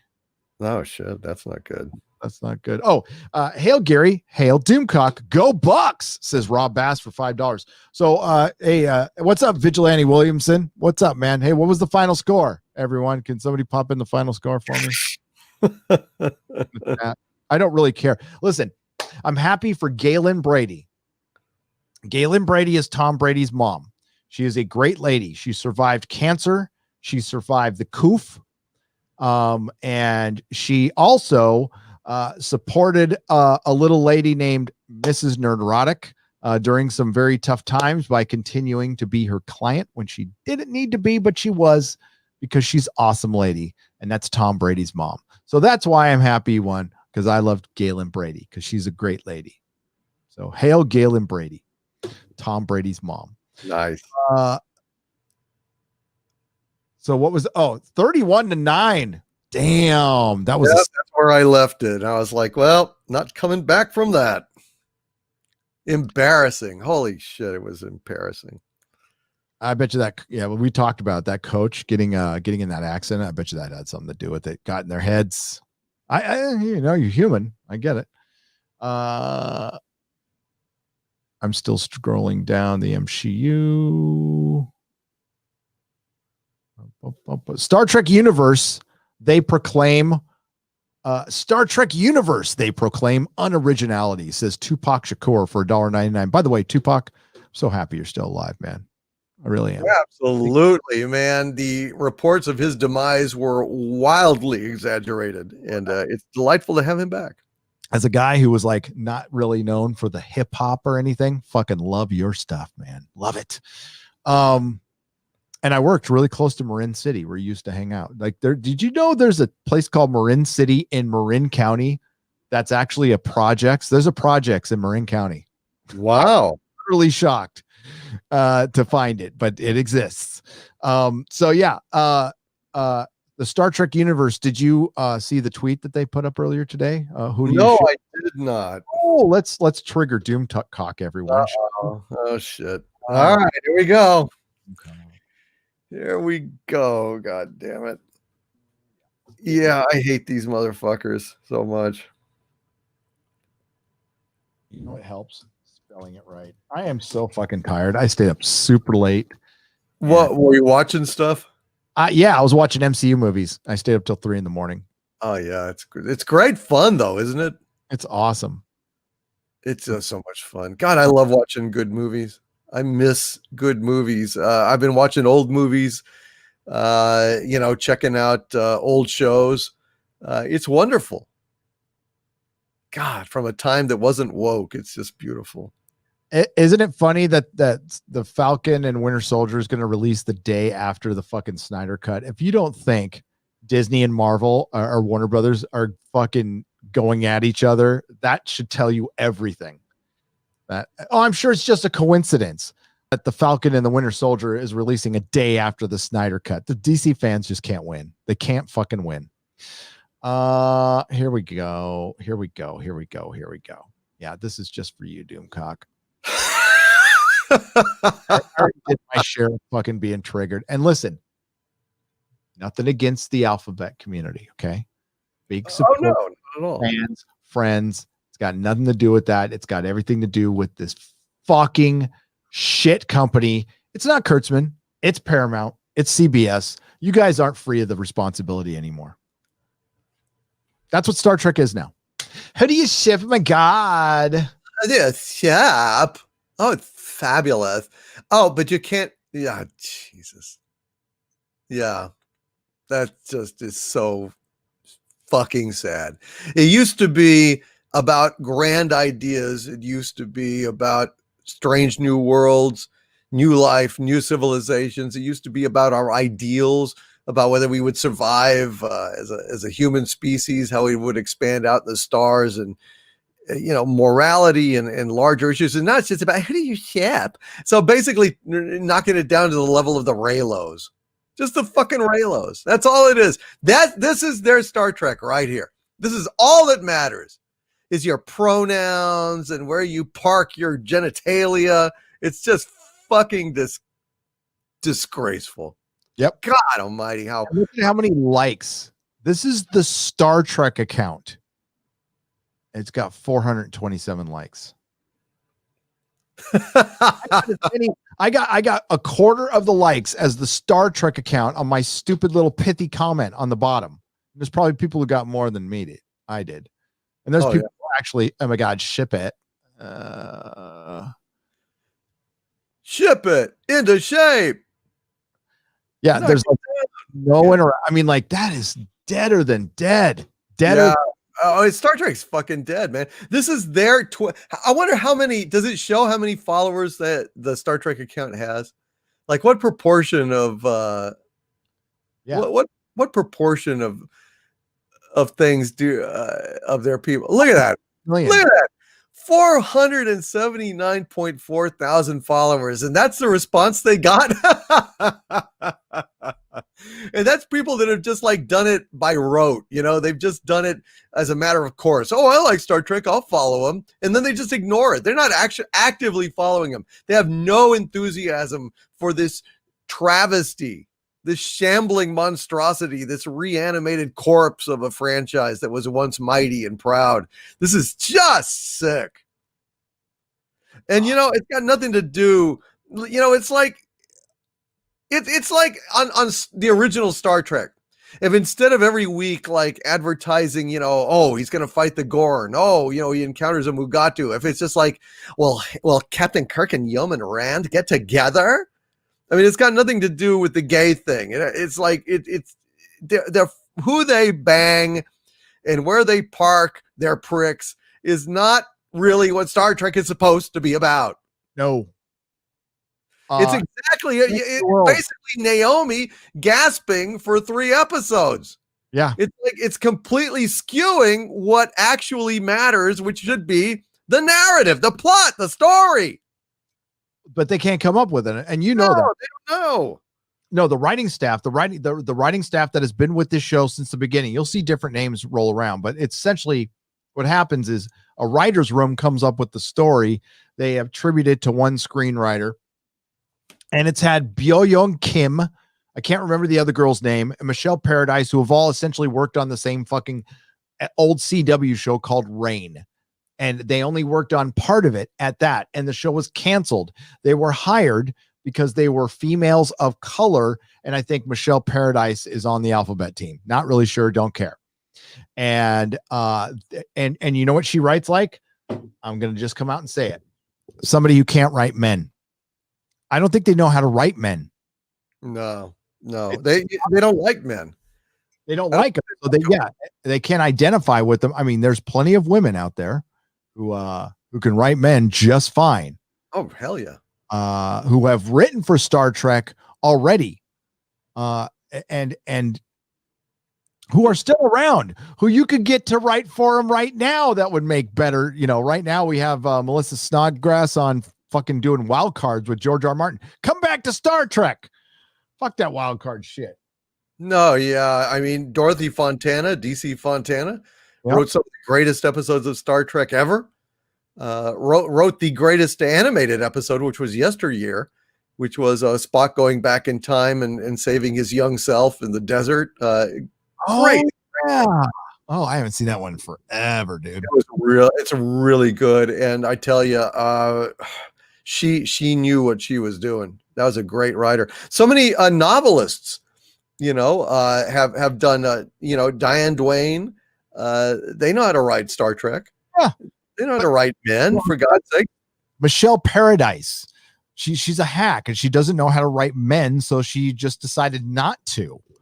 And then I don't know. I don't think she's very good at writing alphabet characters either, because she needs to pair them off. And I know. Yeah, and dude, nobody is good at writing these alphabet characters on Star Trek Discovery. I have not experienced one genuine warm moment that convinces me that the Doctor and the mushroom guy and Stamens are a couple. I believe much more in Bortus and Clyde. On the Orville. I mean, I truly believe that they are a couple. Yeah, I agree. And they feel that it's much more complex, by the way, and they handle much more complex issues with a talented writer. Yeah, Seth MacFarlane. Hail Seth MacFarlane, by the way. Yes, that's a great show. I can't wait for the next season. I'm still waiting. I can't wait, but show goes woke. I'm marching my ass down to Hollywood. Shit's gonna go down. Yeah, it will be bad. I don't think. I pray to God it won't. I pray to God. I can't believe they would do that. But I can't say. I signed an NDA. Okay, and well, I wouldn't have believed that the Expanse would go to seed so quickly either. So I guess I don't know. That Paramount Plus commercial started off strong by having Beavis and Butthead mock Mikey Spock. Ends with Patrick Stewart disgracing SpongeBob. Yeah, I mean, they had like 3. I think they kept going back. They went back like 3 times to this Paramount thing, and they showed, Kirk and Spock, or not really. Actually, Pike and Spock at some point, although it's not neither one of them really. And then they had Beavis and Butthead mocking, which was funny. And then I think I fast forwarded over the one that I saw Mikey Spock's wooden visage appear on my TV screen. So I don't know what happened in that commercial, but I just knew I'm not getting Paramount Plus. No way. No. And look, like to show you Kurtzman is, of course, creatively bankrupt. Not that he's always introducing another show in his show to keep himself working. It's a fucking gimmick. And it's probably got something to do with his contract. They're like the shitty Star Trek's going to be around for a while, folks. It's going to be fucking around for a while. The only reason we're not getting a Picard is they can't insure his ass right now. So it was supposed to start filming February 1st. It has not, and it's not. And Jerry Ryan came out and said it's not. It's almost going to film, and she prefers her 7 of 9 character on Picard over Voyager. I mean, there's a way to answer that question, and I get it. That's the series you're on now. If you're asked that question, you answer with, I like them both. They're the same character. But no, she said, I like 7 of 9 on Picard more. The broken down, fucking drunk, forced lesbian 7 of 9. Jerry's just happy to be working again. I know I get that. But, I remember her really tight relationship with Picard. I remember all those great Picard 7 of 9 buddy. Oh, yeah, dude. Remember when they went camping on the shuttlecraft deck and built a fire, and then it triggered the alert, and and they all just laughed and came on, and it kind of short circuited 7 of 9 because she had an open wound and it was like to her wiring. Yes, and then when he revived her, they laughed and they rolled down the gentle slope in the grass and the leaves on the holodeck, and had vigorous sex in a tent. Oh, maybe I wasn't watching the same show, but no, that wasn't actually that was 7 of 9, and I think a juicer. I think it was a juicer. Oh, that'd be more authentic than Picard. Did you know Picard season 2 is about a robot Picard? I did, as a matter of fact. They're going to try to make us forget that probably, but it's just he's dead, and they put a Xerox copy of his engrams on the android head, and but it's still going to be apologizing as much probably, and debasing itself as much, but it's a robot. It's a facsimile. It's a crude automaton. I've got a couple of surprises for Kurtzman, little presents for him. I got so fired up by the Jerry Ryan thing, it kind of inspired me to do something else. I don't know, I know Red Letter Media has reviewed The Mummy. The Mummy, I've recently finally seen it all the way through. Oh my God. Whoa, is that a bad movie? I mean, it is the fact that CBS gave anybody who produced this movie money for Star Trek. I'm starting to think they are retarded. That's the only thing I can think of, because that movie is so bad and cliche on so many levels that it needs to be exploited.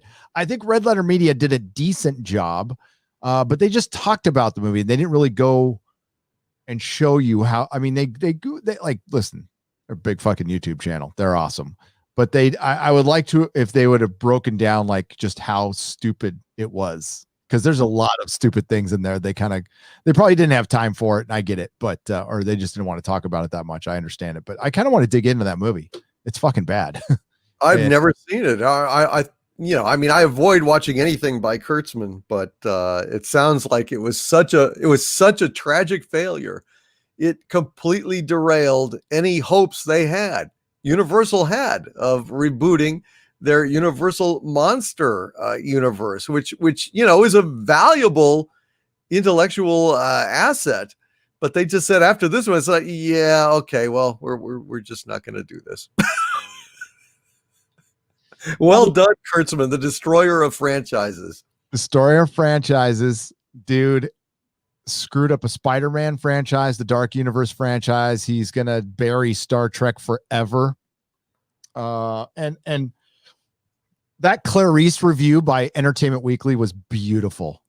I applaud. It was hilarious. That was just a destruction. But yeah, I mean, Kurtzman's a fraud. Everybody knows he's a fraud, and I think. Well, I'm hoping if Clarice and The Man Who Fell to Earth like both fail miserably, that might be a good sign. It's going to fail for sure. It's going to definitely fail. Run Star Trek. How does he have time to run other shows? How does this, dude? What? Oh my God, Jar Jar Abrams has got everybody fooled. I think. Do you think he put a spell on Hollywood? There might be some kind of curse. I don't know. It's there is almost a supernatural aspect to it. Hence the Antichrist, the cinematic Antichrist label I've given to him. It's bizarre. He's got to have something incredible holding over Hollywood. It's just no way that he could just be this accidentally destructive to everything we love. It's got to be some reason why he's still around after failing so spectacularly. I think that they're just not paying attention. Like he generally looks really good on the first outing, like he did with Star Trek 2009. That film made a lot of money. And then subsequently, the seeds were planted for the destruction of the franchise. Same thing with The Force Awakens. Oh, it did $2 billion. Oh my God, Jar Jar Abrams is so great. Well, but of course, he sowed the seeds of Star Wars destruction in The Force Awakens. I mean, it's a very rich yield when Jar Jar Abrams' cloud of locusts descends on the fertile fields, and like no grain is left unplucked, and it's like, wow, look at the yield we got. Yeah, but the earth is salted now. The crops are ripped apart. It will never grow again in the same way that it did for that one payout. That's what Jar Jar Abrams specializes in. Yeah. No, I listen. I don't know what it's. Spielberg's powerful. You get anointed by Spielberg, and that makes you practically a god in that town. Because Kurtzman. It's kind of like Michael Bay, except Michael Bay had some talent. Michael Bay entertained me. I hate to equate him to Michael Bay, but eventually Michael Bay kind of farted out. And I think Kurtzman, they'll figure him out eventually. But yeah, it's the bottom line. It's why they're thinking about Game of Thrones prequels right now. They just look at the bottom line. No, they're not listening to anybody. The majority of the fans who hated the show, and I mean like 90% of the fans have finally admitted that they hated that fucking show. There's only 10% who there's always a 10% out there. They're going to say they like it. So HBO is just looking at that bottom line. Like in the final season, they had 18 million viewers for the last episode. So we should get that again, right? Okay. So we'll just make another one and we'll get that again. Cause it's just, it's just swords and tits, right? And dragons. It's nothing else. That's all there is to it. Anybody can give me that dragons and tits feeling. Anybody. Yeah. I think there's nothing to it. Dialogue, schmialogue. I need Picard to be delayed forever. I saw WolfCon at the Draft House today, and I could briefly forget that Kurtzman Trek exists. You went to go see a movie, Anti-Derivative Jill, for $5. That's good. What movie was it she saw? WolfCon. WOFKHAN. It says that's how she spelled it. Is it supposed to be Wrath of Khan? And you just type Wrath of Khan. Yeah. Wrath of Khan. Yeah. I'm not going to understand if it would have been better if you just did WFKHAN okay or something, or just spelled the whole thing out. Maybe that's pretty helpful. Or I'm going to say WolfCon.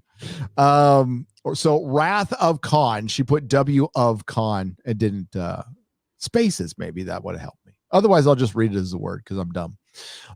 That's good. I wanted to see the IMAX Lord of the Rings that's out there. There's an IMAX Lord of the Rings. Really? Yeah, closest place I could go see it was Colorado Springs. If you don't know, that's a long fucking ways away. That's 3 states away from me.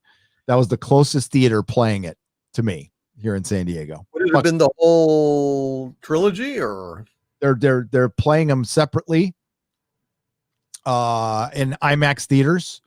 You got to be real IMAX, but yeah, they have an IMAX Fellowship of the Ring and Two Towers and Return of the King coming out, and the closest place was Colorado. Wow. Hey, it would be a long way away. Yeah. If it was like Arizona, I'd go. I'd totally go. That wouldn't be that bad. But Colorado is like, it's more in a day. Luca Pilipovic for $5 Hey, Gary, if you want a story about men being men, play Yakuza Like a Dragon. I know you don't normally play games, but just a suggestion. Thank you. Yeah, I don't know. I'll keep it in mind. But it's not like it's not like I just normally don't play games. No, I don't play games. Like, just don't. It's not something like I take on once in a while. It's years in between. It's very rare for a game to grab me. I was watching my son play Red Dead Redemption. I think I watched him play for like 45 minutes, and I did the story. I'm like, I want to play this game, and that's Diablo 2 was the same way. So I like being in, and I know Witcher is already giving me that feeling, but it took me forever to get there. Yeah, no, it's you really will enjoy it. And I loved Red Dead Redemption was probably my favorite game of all time. But now I think Witcher 3 is up there. Wow. I mean, it was that great. It's got to have a good story. I got to feel immersed. I loved City of Heroes too. I don't know if you ever played City of Heroes. That was fucking awesome. Oh, God, I owned it, but I never actually got it up and running. So I just. Yeah, I would like to play it. You can't. There's servers out there. Somebody from the chat can direct you to it. Somebody already sent me the servers, but it's playable. We live in the age of high definition, minimal effort. Oh, Rover for $4.99. Well said, Rover. High def, minimal effort. Yeah, I mean that's as simple as that. Somebody blasted out on Twitter that it was some idiot Star Wars writer who said we shouldn't have to adhere to some obscure reference in a 90s source book, but you should know it. And nobody says you have to adhere to it, but you should fucking know about it. Here I'll read. But he basically said storytellers shouldn't have to do that. And I said storytellers are free to not sign up to existing franchises that have been around for decades that require you to learn source books from the 90s and do research before you get your gig. Because you really want to have Star Wars on your fucking resume, but you don't give a fuck about Star Wars. You're just using it to get your next job, and you're willing to sacrifice something that could actually do you a lot of good if you did the least amount of work. They're fucking lazy. It's just lazy writers, lazy fucking writers. That's all it is. Kurtzman's a lazy writer. Do I think he's that woke? No, I think he's a vapid, hollow shell of a human. Yeah, I don't think he really believes any of this shit. I mean, if you really passionately believed in the causes that you're espousing, you're promoting in lieu of narrative, you would at least take the time to craft a message that wouldn't instantly be rejected or laughed off the screen or insulting a large part of the fan base. What is the point of trying to depict woke situations and woke values and stuff if you're turning off your audience to it? I mean, honestly, it's bizarre. It is not helpful. In fact, it's harmful to the cause. It continues to be harmful, and I'll give you a super chat that's goes right to that. Pro plan for $5. I'm here to cleanse my palate after watching 4 hours of woke commercials, which I expected, but what killed me was all the Super Bowl broadcast wokeness. Yeah, I heard about female representation in the NFL, and folks, it's going to go beyond referees. I promise you. Oh, yeah. There's going to be female linemen. There's going to be female kickers, female tight ends, and they're going to get fucking hurt, or they're going to change the game completely. Well, I don't mind a female tight end. I'm a fan of female tight ends, but that's neither here nor there. Well, it's a game of penetration, Doomcock. It's about pounding the defenses, and penetrating. This is true. This game, they had a female referee, and at one point, she threw a flag, and she wouldn't say what was wrong. What is it? They asked her, what's the penalty? And she said, well, if you don't know, I'm certainly not going to tell you.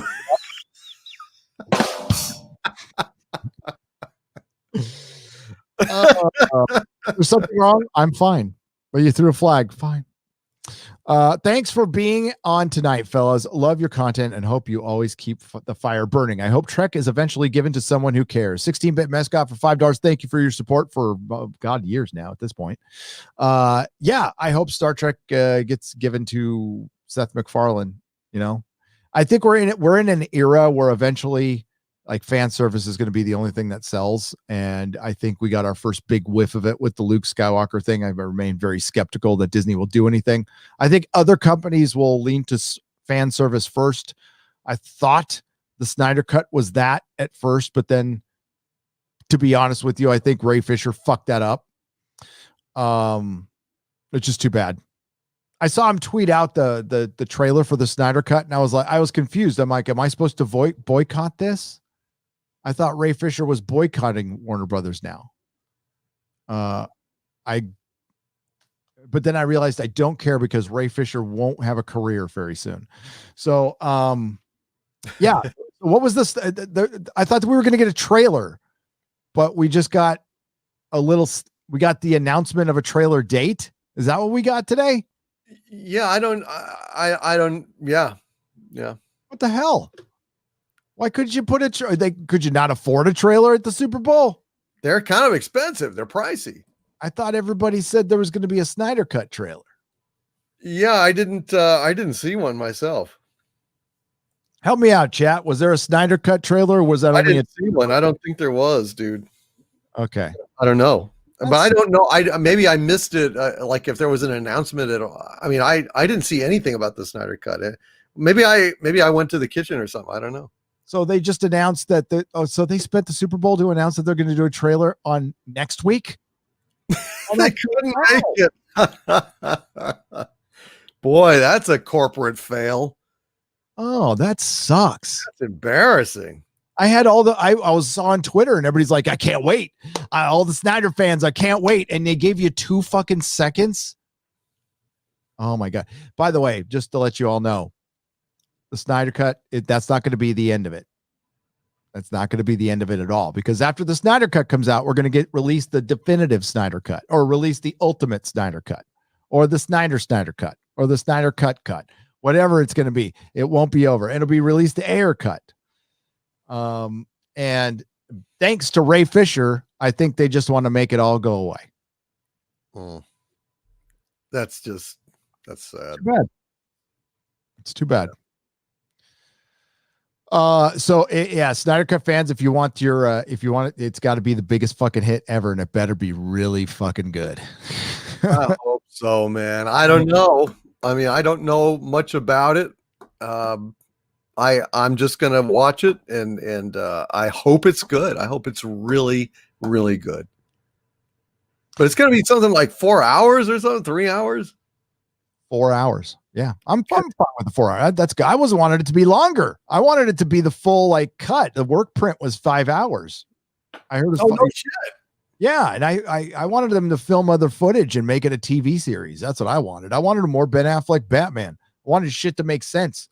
So hopefully that's what we get. I wanted more Darkseid. I mean, if they're building up Darkseid to show fucking Darkseid for like 3 seconds, I mean, guys, there better be a lot of Darkseid.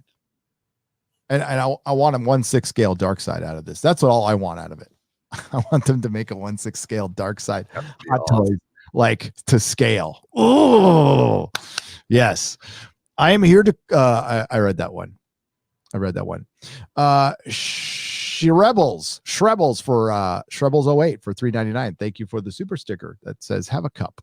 I appreciate it. Thank you for the donation. Graham Peppy Fisk for $2. If Wanda and Captain Marvel could beat Thanos, why didn't they? Thank you. It was a dumb fucking you didn't need to put it in there, and they couldn't beat Thanos. Thanos had the reality gem. He could have turned Captain Marvel into Wanda and Wanda into Captain Marvel. He could do anything, Gary, anything. There's no way he could have lost. That's crazy. He could have turned Captain Marvel into fucking Marvel. Yeah. Yeah.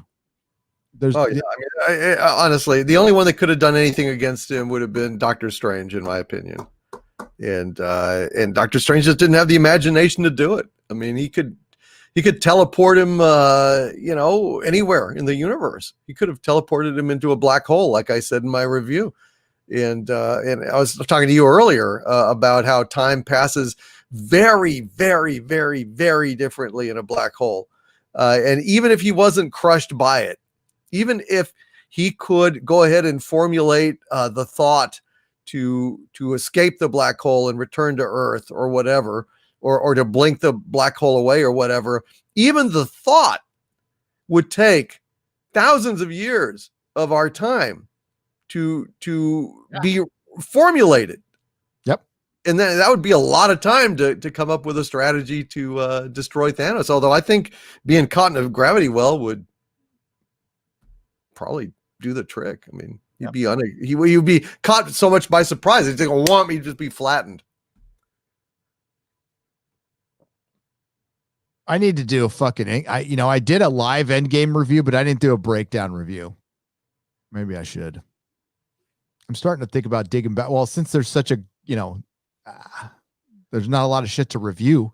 Believe it or not, for those of you new to the channel, welcome to all the new subscribers. And by the way, subscribe to Doomcock in the Harvey Zone. His link, all links are in the description of this, right below, right down there. You can see Doomcock or Overlord DVD and the Harvey Zone. That's his alternate channel where he puts his live streams. Subscribe to them both. Yeah, I review shit. That's what I mainly do. That's what I like to do. And there just hasn't been, I've tried new shows and like nothing has grabbed me past, Resident Alien's pretty good, but it wasn't worth reviewing. It's like a network TV show. It's pretty good.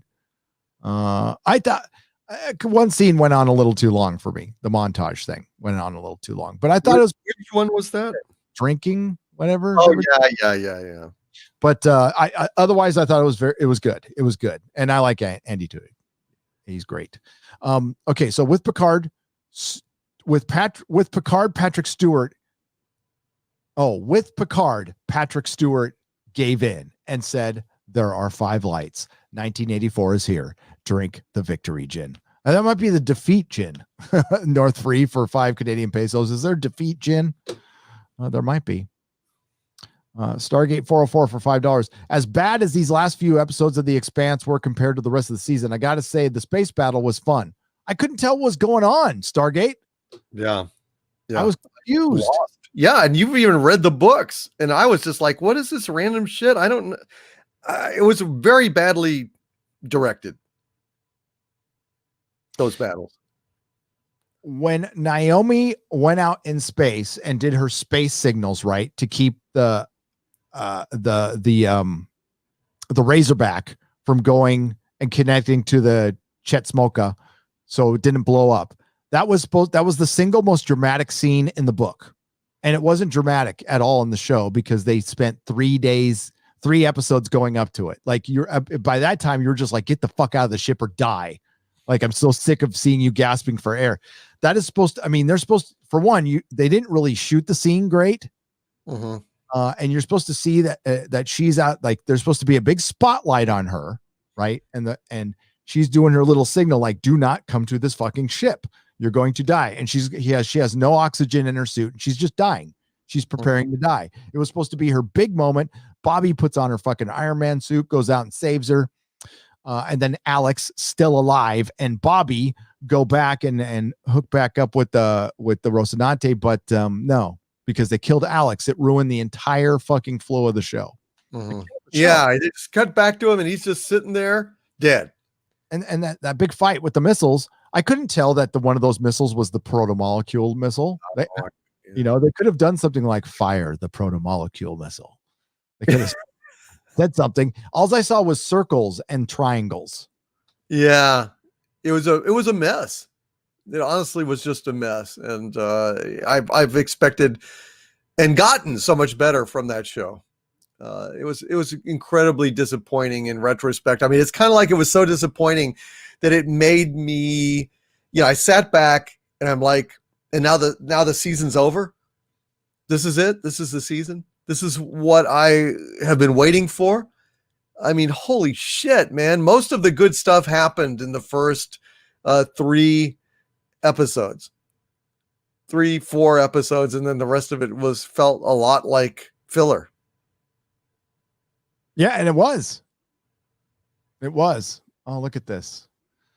So we were talking about publishing earlier. I swear to God, I'd never heard of this name. I guess it's a German. You ever heard of Perry Roden? Oh yeah, Perry Roden, absolutely. It was a kind of the German Buck Rogers. Yep. So We Tune talk for German, Danish. I don't even know which country it was. German. Just look at Perry Roden, published weekly since 1961 and reached 2 billion copies sold in 2019. Mic drop. Yep. Wow. Outlast maybe I should read Perry Roden. Yeah, maybe I should too. I don't know. Is there a good German comic scene like the French comic scene, which is fucking brilliant? That I don't know, but they were like these kind of thin paperbacks that would be published. I used to see them. I think I even had one at one point. Kind of like Created the Destroyer, the Destroyer series, those thin, maybe 100 and, 130 pages, something like that. But I think that's awesome. And, I would love to be a part of that culture. I've just never really had a chance to get into it, No. French comics, man. French comics are the shit. They need to translate more of them. M Tax Sharp for $5. Amazing how the people who claim to care for people have no sense of grace and forgiveness for what they disagree with. Hail and thanks, guys. You're welcome. Thank you, Tax Shark. And you're right. They don't have grace. They don't have forgiveness because it's hate. It's pure hate. They have found a way to adopt hate and direct it and make it sound like they're doing good. It's like going to church on Sunday and then being a sinner all week. That's basically what it is. They and they do the least amount of work for it. They just say, I'm not racist out loud. Don't really know if they are or not.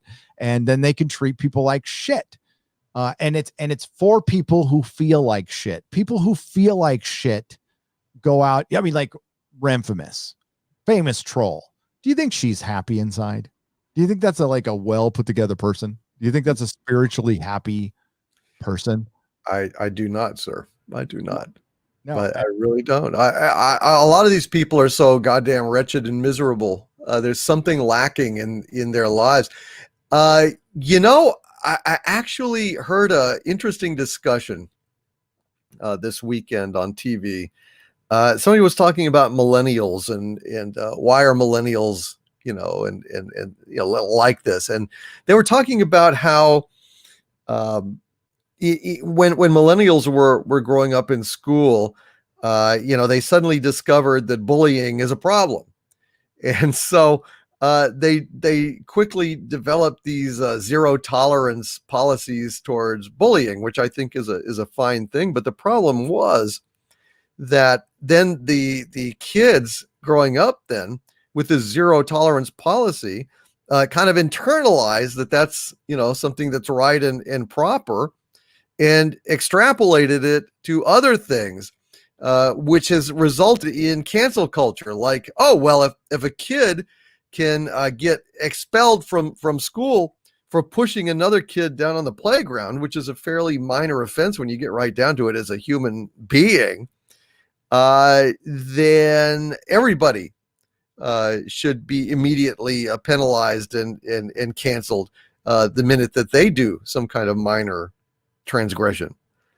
And that made a lot of sense to me. It does. And yeah, it's also part of education. One thing I noticed, Doomcock, when I've told you this story before, but some people in this audience probably haven't heard this. So when I owned my shop, I owned it from 2003 to 2013, and I was right during a generational change. So most employees that I hired prior to 2007 and 8 were great. I didn't have to tell them to do much. They understood that you have to work to earn money. They understood proper compensation. They understood how much work you have to put into something. They had pride in their work. They knew how to work. They were the tail end of a generation that, probably, I had a paper out as a kid. So they knew what the 9 to 5 was. And they knew that, hey, if I want to pay my bills and if I want nice things, I got to fucking work to earn it. Shit just isn't given to me. Right. And after 2007, 2008, it was like a complete shift. It was a generation that, for one, didn't know the value of money. Now I'll say that they were a little smarter, but that kind of worked against them, and this is the pool of people that I hired. I've had some great employees, but a lot of hits and misses. And this is at a comic shop. And they just thought it was all fun and games. That's what they liked, the social aspect of it, but they didn't like the work aspect. And they didn't really understand like what into it. It's like these comics don't alphabetize themselves. And you know what? You have to dust shit. Stuff gets dirty after a while and you have to clean it. And you have to clean bathrooms. And I showed them, it's like, I clean the bathroom here. I'll clean the fucking bathroom. I'm not above it, but that means you got to too, it was a fucking pain in the ass. It was a night and day with the employees. And that first batch of employees, they all went off to do they're all successful. And I've said, well, one of them, was an editor on Sharknado 2. The other one, runs a real estate company. He's a manager of a real estate company in New York City. Picked up San Francisco, moved to New York, never been there before, was automatically a success. The other one works, she finished school at UC Santa Barbara, and I think it's oceanography or something to that effect. Really brainy shit. And very proud of my employees. The other one's a successful DJ in Oakland. It was a huge difference. And I think it's, I have a kid in school and they don't teach like basic, they don't do home ec anymore, home economics or any of that shit anymore. No, they don't. They really have dropped the ball in education. They ought to have classes on, civics and things like that. The importance of critical thinking, the importance of evaluating information in a representative republic. Because otherwise, if you don't know who's lying to you, how the hell can you ever make an intelligent choice in an election?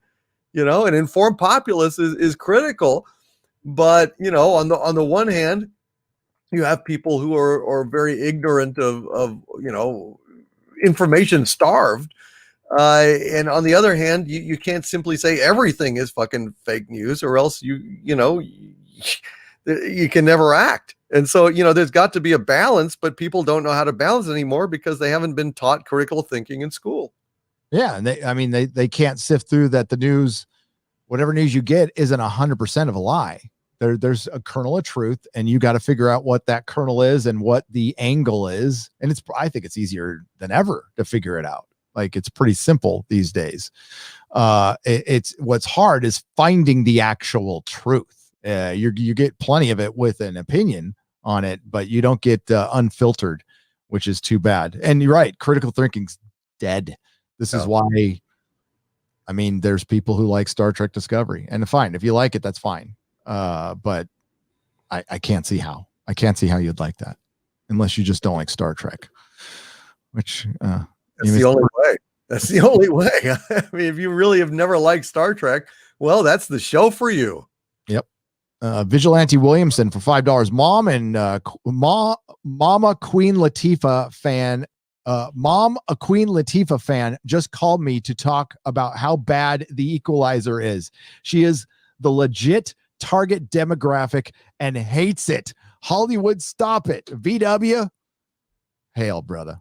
I love VW. He's a member of the channel. He's a good guy. Go check out his channel. He does live stream. That's bad. If somebody's a Queen Latifah fan and they couldn't even stomach it, that is really bad. I can't imagine it being very good. I didn't see who the creative force was behind it. Creative farce is more like it. That's what they chose to air after the Super Bowl. Yeah. Trying to Super capitalize on that. Remember when like 24 would premiere after the Super Bowl, or the X-Files? Now it's Queen Latifah's The Equalizer. I mean, that's kind of a mic drop right there as far as creative bankruptcy is concerned. Oliver Klasov. Sorry, Oliver. Apologies for $2. Twitter is a hive of scum and villainy. It is. And blue check. Same thing. I'm trying to stay away from it more. Yep. WG for $20. If we left Hollywood in charge of guarding two 1,000-pound ball bearings, one would soon be missing and the other would be square. Keep fighting the good fight, gents, and leading the charge. Yep. I mean, Queen Latifah, Equalizer. I don't think I have to say any more than that. Oh God, I'm glad I set the recorder to tape it so I could watch it later, because I'm just it's gonna rot my ass, but I'm interested. I mean, I think I need to go ahead and maybe comment on it, or I don't know. It's probably beneath even commenting on, but I don't know. I should check it out. Well, it certainly filled in for no Batwoman this week. And I do. Batwoman is gonna make this thing. You're gonna long for Batwoman watching Queen Latifah in Equalizer. Well, I've got a couple of videos to do, but I'll be back to Batwoman next week, folks. I just didn't have time for it this week. I wanted to do my Game of Thrones one instead, because George came out. Oh, I didn't even talk about that. George came out and lashed out at fans and said internet assholes are out to crucify him if he gives another deadline that he's the one who decided to give and decided to pass. Nobody asked him to give a deadline. So I don't know who the internet assholes are. It's probably that, since I'm the only one really giving him shit about it right now, I'm gonna make that assumption. Okay. So both Babylon 5 and Stargate SG-1 both got HD remasters finally after all these years. Can't imagine why. I'm sure it's not because all new stuff is trash. Oh, everything's going to get digitally remastered. I just don't think it's going to get made into Blu-rays. And if you're going to digitally remaster because I'm referring back to what William Shatner said. Somebody put up a 4K thing of a Star Trek the Motion Picture, and it's like, if you're going to make all the movies, sure. But like, wouldn't you start out with, I guess you'd start out with the first one, but I just can't see them starting with Star Trek the Motion Picture as a 4K release, because it's not going to sell that well. It's just not. No, it's not, man. I mean, even the special effects are a little, I don't know, redundant. I don't know. I don't know. But yeah, I mean, I'm going to start up Babylon 5 soon. I'll let you guys know. Trenna, the Knitter Guthridge. So glad you liked your scarf. I love my scarf, Trenna. She sent me a Tom Baker scarf. Oh, how nice. It's hanging up in my laundry room right now. I can't get it, but I showed it on Friday. It's full length. It's awesome. It's brilliant. You made my month. I was watching Fourth Doctor Robots of Death. He must be pretty tall the way he was wearing it. Yeah, I think Tom Baker's 6'2", 6'3". Pretty sure he's taller than me. Mr. Insanity for 99 cents with the phallic unicorn. Hail, brother. That's a health worker there. Hope you are doing well. Critical Ramblings for $5 recently broke 35 subs. Thanks to you guys. Thanks for being absolute beauties. Oh, you're welcome. Hey, you'll hit that 100 mark before you know it. Critical Rambling. Right. I remember when I did that. Then it was like a year before I hit 200. Derek McMahon or Darius. I always thought it was Derek McManus, but it says Darius Munchausen. Yeah. A super sticker. That's what is that? It's like a water bottle with an S on it. Oh, it's a salt shaker. Salt shaker. Okay. Jesus. I must be getting tired. Getting salty. Yeah. I am tired. Yes, we were salty today. Super Mastermind for $5. Gentlemen, The Witcher has comic books. Yes, it does. They are good. Yes, they are. Not great. No, they're not, but good. They seem to be all standalone stories. They are. There's an omnibus out there that you can get. Oh, no shit. Yeah. I didn't know that. I need to get it. Dark Horse publishes them. And they're good. Yeah, Mike Mignola does a cover for one. Huh. I like his style. He's very talented. They're not brilliant, but they're good. When I first started reading the books, I thought the books were pretty good, but I'm on my second read and I think they're really fucking good. Really, really fucking good. I like the author. I think the translation comes across okay. Carl Holdridge for $5. Just musing on your conversation. Is it my imagination that modern storytellers, artists have no tolerance for any external, internal criticism at all? Seems that way. Yeah, I think they do. And again, that comes down maybe to this whole, participation trophy culture. How dare you question them? And also if a kid could get banned from school for pushing someone one mistake on the playground, that they may feel existentially threatened when you criticize their work. And also they didn't have the discipline ever to actually grow and actually, forge themselves into writers of quality because, they just, with the participation trophies, everything out of the gate is just perfectly fine. They don't have the critical self-examination skills that are necessary to excel. Right. It's and it's I think also lack of experience. Writers used to do shit. They used to do shit, but they don't anymore. So, and also, I mean, the Justina Ireland, the one from Star Wars. She strikes me. Not everybody's like this. # not all, but there's a certain group of folks who they go to university and they think they graduated life and they got everything fucking figured out instead of university preparing for them. Mm-hmm. So, yeah. WG for $5. Hails, gents. So Henry Cavill for the role of Conan in the upcoming Netflix series. What say you? Henry Cavill should be in fucking everything. He should be James Bond, Conan, Superman, The Witcher. He should be in everything. They should be fighting for him to be in everything. I don't think he'd work for Conan personally. He's not clean cut. Yeah, and plus he's already The Witcher, and I don't know who would work for Conan now. Well, I mean Jason Momoa. I think they should give him another chance. I think Khal Drogo was fucking Conan. Yeah, to some extent. I don't know, man. There's not a lot of toxic masculinity in Hollywood right now. So, it might have to just be an unknown. That's what I would do, is I would make a star by casting a great unknown in the role of Conan. But it have to be really good, man. Somebody, that's not just like a primitive, but have to have a certain degree of cunning, and just that you'd have to go through 1,000 auditions to find this guy. But when you did, it would be a star-making show.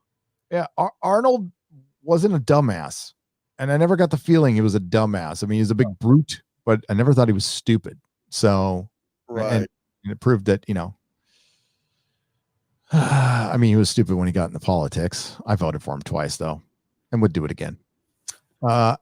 But thank you, WG, for the $5. I think he should be the biggest star in Hollywood. Got into sci-fi, comics, pop culture in the late 70s, and it seems no matter how poor today's content is, it's beyond judgment. For Carl Holdridge for $5. Thank you very much. I appreciate it.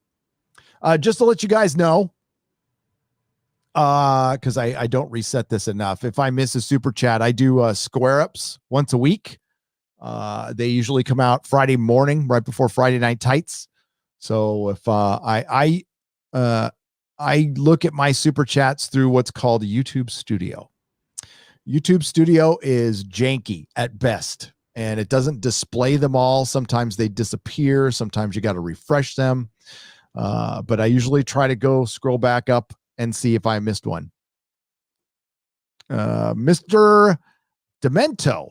Spoiler, the X-Men are coming to the MCU and Wanda is going to have something to do with it for $5. Oh yeah, they're already here. They're already here. Yeah, no, that's true. Thank you, Mr. Demento, for the $5. Stephanie Littlepage for $5. Hail Doomcock and Gary. There is no Equalizer but Edward Woodward. Damn right. That's what I sent out. That's what I sent out. And of course, immediately, SJWs and snowflakes started like alluding that I was a racist or something when I just really liked the show as it was. Yeah. You know what? The first Denzel Washington one was fine. The movie was fine. I had no problem with it. But Edward Woodward had a particular set of skills. He did.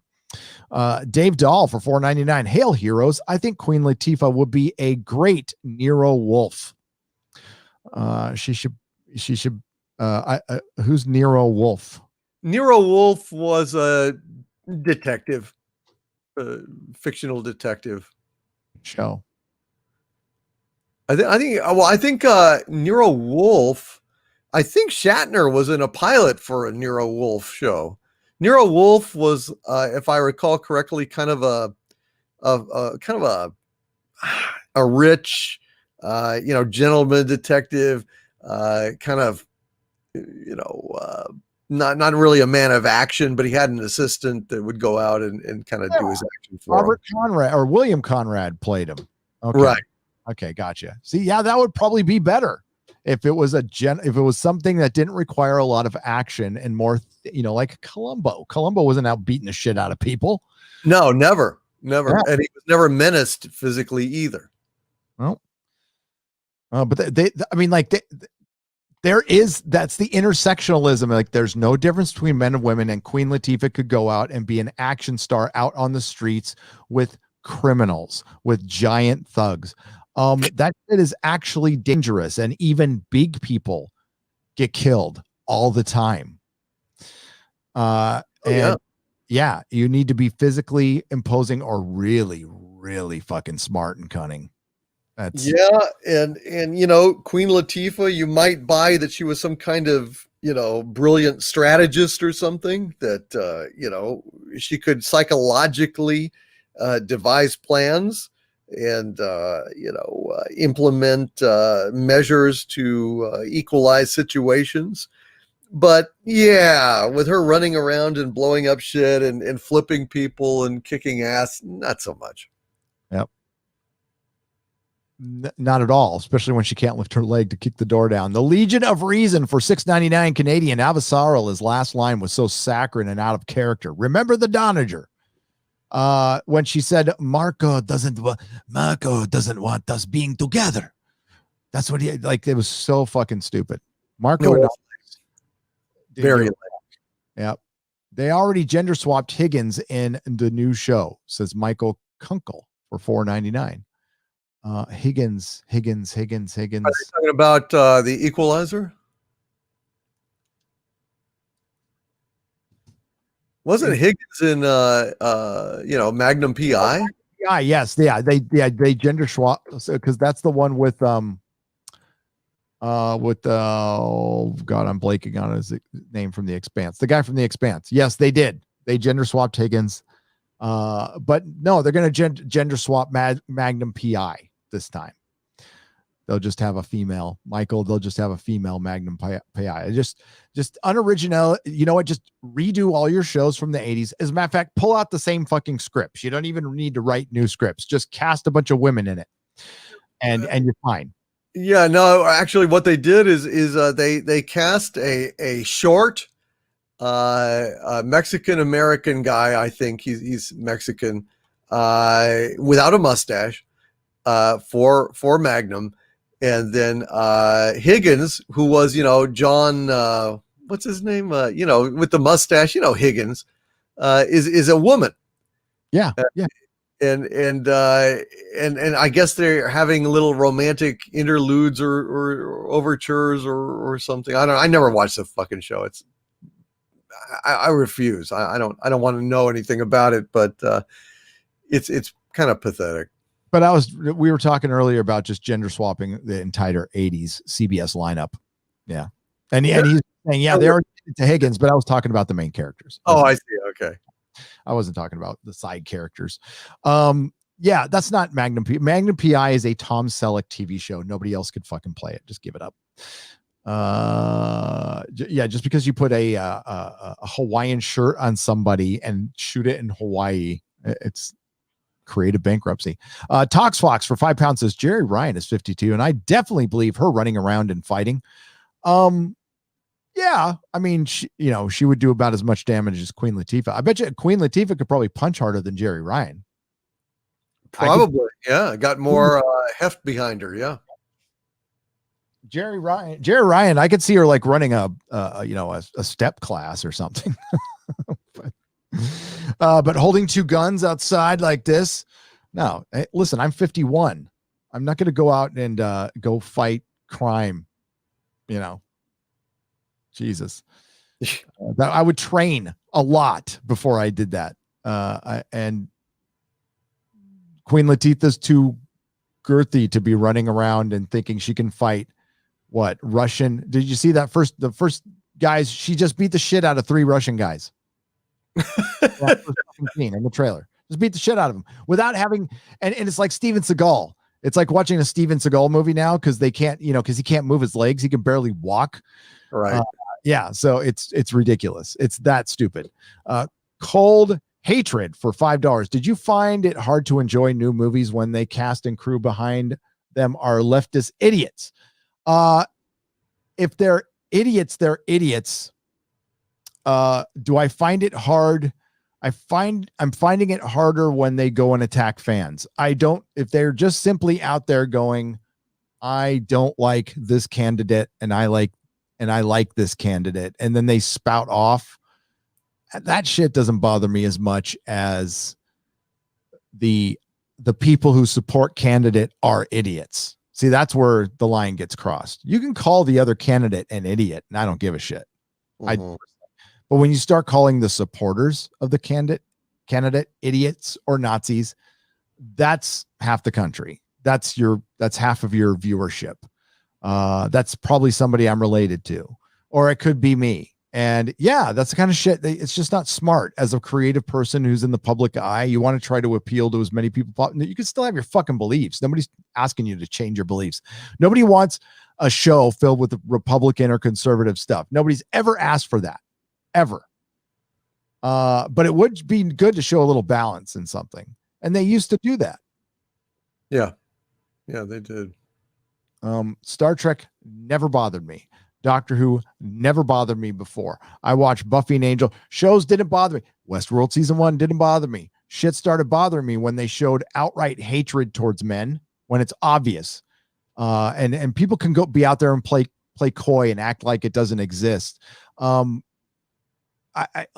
have more evidence. I could make a 10-minute video showing you how much Hollywood hates dads just in shit they've made in the last 6 months. Oh yeah.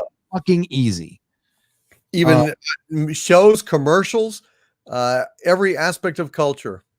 They absolutely are chronically insulting to men. What I find deeply disturbing is that the ideology is starting to trump profit, which means it's starting to get into a cultish behavior, which means we have collusion between big tech, entertainment, and media. And when those three entities are aligning, that's very bad for us. We need them being in competition. Otherwise, it just gets amalgamated into one big state blob, which is kind of what it's looking at like right now. And that's that's dangerous. And then they start plucking people who aren't extreme at all. You know, shit, my co-host for Friday Night Tights got demonetized. Fucking Odin, the Christian who won't even cuss in his live streams, got demonetized. No, yep. When? Last week. No shit. I didn't hear anything about that. I just been off Twitter. Shit. It stinks. And they're just doing it because you might not agree with Odin's politics, and he's pretty free. And I don't agree with everything Odin says politically, but I absolutely think he has the right to say it. And you know, I don't even know what his politics are. He's not. I don't know. Yeah, Odin's a really sweet guy. Josiah is a nice guy. So when does it get down to film criticism? We're being harmful to the company. You expressing your opinion, and you know what? We're also expressing what's happening to our culture. Like it's being infiltrated. It's being infiltrated by ideologues and straight up trying to undermine our system through our art and a bunch of willing idiots in Hollywood who really aren't smart. Let me read something to you real quick. It's one of the best things I've ever read. Sure. It is from Psychology Today. Unpublishes Gad Syed's article criticizing celebrities after he obliterated Hollywood elitist Seth Rogen. This is from Bounding into Comics. This tweet thread is fucking glorious. It is glorious. Where is it? Which Bounding into Comics. Okay. I got it. I'm going to pull it up right now. I can't say I know who Gad Syed is. Okay, so sorry, but Psychology Today unpublishes Gad's or it's sad. I don't know if it's Syed or sad article criticizing celebrities after he obliterated Hollywood elite leftist. Psychology Sad took to Twitter to share an email he received from Psychology Today informing him that his article had been unpublished. He wrote to Twitter, "I'm at a loss for words, Psychology Today. The article in question had become the most popular on the site in roughly 30 minutes since posting. It was taken down without any explanation." The email received said the following action has been taken for the blog post that the moral hypocrisy of celebrities. Action, blog post unpublished. Reason, other. Note, this post has been temporarily unpublished. So he tells he's at a loss for words. And then he goes on to say, let me explain again. So posting the social media platform on January 31st, Sad wrote, "Let me explain yet again the source for all the platitudes, virtue signaling. I don't even know what the word is. Platitudinous. The truly privileged elites know that deep down they are frauds. They suffer from existential guilt.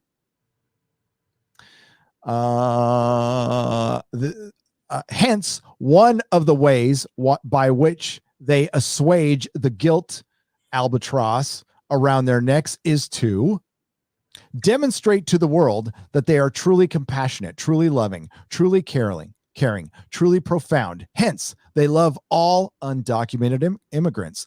They love Mother Earth. They love the ozone layer. They love BLM. They love socialism. They love inner cities. They hate the gentrification of neighborhoods. They love mentors of color. They cherish diversity. They love LGBTQ movies. They adore queer architecture. They are better than you, more caring, more cultured, more empathetic. This permits them to sleep better at night. See, I'm not a fraud. I may be a gargantuan, parasitic hedge fund bullshitter, but I really care. I may be an overpaid bullshit actor, but I fight for solar panels. Those flyover rubes deserve their lot in life. They are racists who bed their siblings. We are science supporters who fight against Mother Earth's rapists whilst flying in our private jets. It is a classic ego defense strategy that permits the ruling class to exist within their fractured selves. Save this thread, memorize it. I'm offering you a deep psychological explanation of our times. So Seth Rogen responds, I actually watched your video and thought it's so stupid. Why was I left-wing socialist when I was broke and unemployed according to your brilliant theory? Gad responds, thanks for watching. Many young people are socialists. Why? They are driven by immature impulses of utopia. Then they grow up. You are a grown man with tons of money. Your current stances are rooted in vacuous, empty signaling, rooted in a desire to belong to Hollywood. It takes zero courage to hold your stance within the entertainment ecosystem. You espouse bullshit rhetoric that wins you points at the cool kids' parties, but you are otherwise ignorant as my out of order toaster. I'd be happy to chat with you on my show, as you have a very large platform and such as you have the opportunity to actually make a difference. Stop succumbing to the herd mindset. Learn how to think critically. Learn the meaning of implications of socialism versus capitalism. You are among the most privileged people in the history of humanity. Seth Rogen, it must be weird to do your best to try to act way smarter than someone and simultaneously beg them to come on your podcast because you need publicity. Beg them? No, sugar. I offered for you to come on my show because you do have a large platform from which you can do great things. I am oh my God, what's this word? Epistemologically. Say that again. Epistemologically. There you go. Well calibrated. I know what I know, and what I don't know. And I am sure that there are tons of things you can teach me. Similarly, I am certain that there are many topics on which you might learn from me. I have spent my career on academia, so I know one or two things, but I'm always happy to engage with people from all walks of life. I appreciate your movies. You have great talent, but you should be humble enough to be willing to engage folks who do not share your utopian hypocrisy. A wealthy, rich actor who proclaims that he is a socialist is a naturally lobotomized schmuck. I'm happy to educate you in the same way that I'm delighted when you entertain me. Follow, or should I type slower for you? I'd much rather have a chat with a real actor like Clint Eastwood, but you are Canadian, so I'm trying to be inclusive. My castrato. I like you. Stay cool. Ouch. That was fucking epic, dude. That was a hell of a thorough takedown, and pretty much on the spot. Well done. I love that. Love it.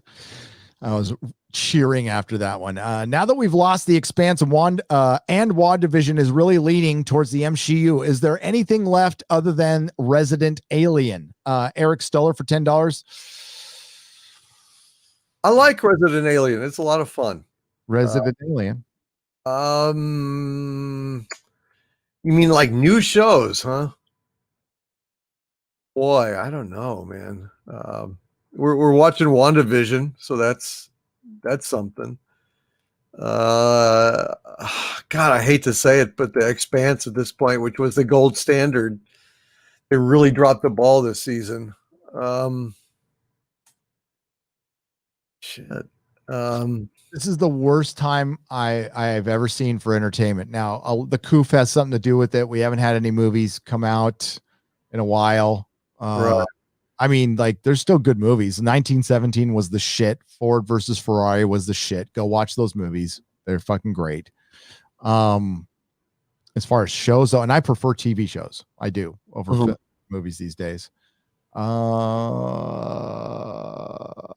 Yeah, there's nothing right now. I would just watch some old stuff. That's what I'm doing. I'm going back to watching stuff I haven't seen. 100%. Yeah. So many great shows out there. You haven't seen them all. There's no way. Check them out. And Gary, I'm proud of you for finally starting The Witcher 3. Someday I will too. I look forward to seeing your gameplay footage. Don't care if it sucks as long as you're playing, says Darth Gorbag for 1333. Thank you. Oh, it's going to suck. I had trouble finding the fucking key to get out of the first room. So, yeah. Andre Fernandez for 50 Argentinian pesos. Gary, are you looking forward to the Laconia full storyline or really disappointed? Really disappointed because it required more than 5 minutes of setup. It requires a lot more than that. D. Oberg for $5. I am done purchasing DVDs until the series is complete. First Game of Thrones and now Expanse, and there are others. Yeah, I wouldn't at this point. It's too risky, man. Look at Lost, Lost just completely screwed the pooch in the final inning. And I thought it was really funny because years ago, my dad said, "Hey, I found a bunch of DVD sets that out of the dumpster." Because out of his apartment where he lived, he'd go out to and he said, "Hey, they were sitting out there. I thought you might like them." And it was all Lost. It was all Lost season DVDs, and somebody had just like chucked them in the waste bin. So I mean, that was a stinging indictment of. God damn it! Yeah. I mean, those are expensive, and they just chucked them like they were garbage, which they are. Never going to watch them again. Same thing with the fucking, Game of Thrones. I'll never watch that again. Never. I sold mine on eBay. Good for you, man. Sold them on eBay. Yeah. Okay. We're going to wrap up the super welcome. Oh, John, what the hell? Okay. So the super chats that were at the top are now at the bottom. Wow. Really? I don't even know what yeah, they're all at the bottom. Hang on. Picard can't get insurance and Amazon lost interest. Mills for 14 Zardazes. I'm not going to say Picard season 2 is canceled. I'm not going to no. Not they were about to go film. But it is interesting that they're going with Strange New Worlds first. But I think they can't. If it doesn't get filmed in a year, then I'll say it's probably going to get canceled. And they'll never say anything. By the way, they will not say anything. They'll just go, "Oh, it's still going to be filmed," and then we'll never see it. Right. It would come out and outright say it was canceled. But there's going to be a point where Patrick Stewart's going to he's old. He's not going I'm not going to wait around forever. I think he liked the notoriety, and I think he wanted attention. That's seriously why I think he did the show. I think he just wanted to be part of something again. And he wanted to be there alone. Yeah. Drury Nitpicker, thank you for the $1.99. Thank you for the game over. Hail, Cisco Kid, thank you for the $5. The best Super Bowl commercials was the one with, fudge this game, says Cash Kester for $2. Gary, have you listened to Paul Joseph Watson's Wokey Leaks? Info from Insider from Hollywood. Seems interesting. Info from an insider in Hollywood, says Andre Fernandez. Is it on his channel? Is he even still on YouTube? I can't imagine he'd still be on YouTube. Yeah, I'll do it. As long as it's not, is it conspiratorial or is it like some real stuff? Got a puke on that news. No need for you to watch. Sorry about the carpet, says R. Fletch for $10. It must have been about the Equalizer. Is it the Bowie musical Lazarus? That could actually be good instead of The Man Who Fell to Earth. No, it's The Man Who Fell to Earth Red Tigress for $5, produced by Alex Kurtzman. It'll be garbage. If JJ turns up mauled by invisible dogs in his mansion, we'll know his deal came due, says Dag the Gnome for $5. Yeah. Hellhounds. If there's a smell of sulfur in the air, we'll know. Yep. Stephen Kraft for $20. Hail Gary and Doomcock. Just a little expression of support for your work. Keep fighting for entertainment that actually entertains. Yeah, and right now it's my fellow streamers. That's my go-to entertainment. Thank you, Stephen Kraft, and you guys in the chat, because you're fucking funny. Eric K for $5. Maybe 7 of 9 and Picard had a deep relationship when both were Borg. Maybe they did. Maybe they had they did mental sex or whatever. I shipped Quark and Odo for Sean McCullen for $5. And I shipped the Star Trek with good storytelling. Matt Guy for £5. The past tempts us to present. Okay, the past tempts us, the present confuses us, and the future frightens us, and our lives slip away moment by moment in a vast spaces in between. Watch B5, Gaz. I will. I'll let you know when I start. Thank you, Matt Guy. Bucky Barnes, Night at the Roxbury edition, says the Street Conservative for $9.99. That is a good description.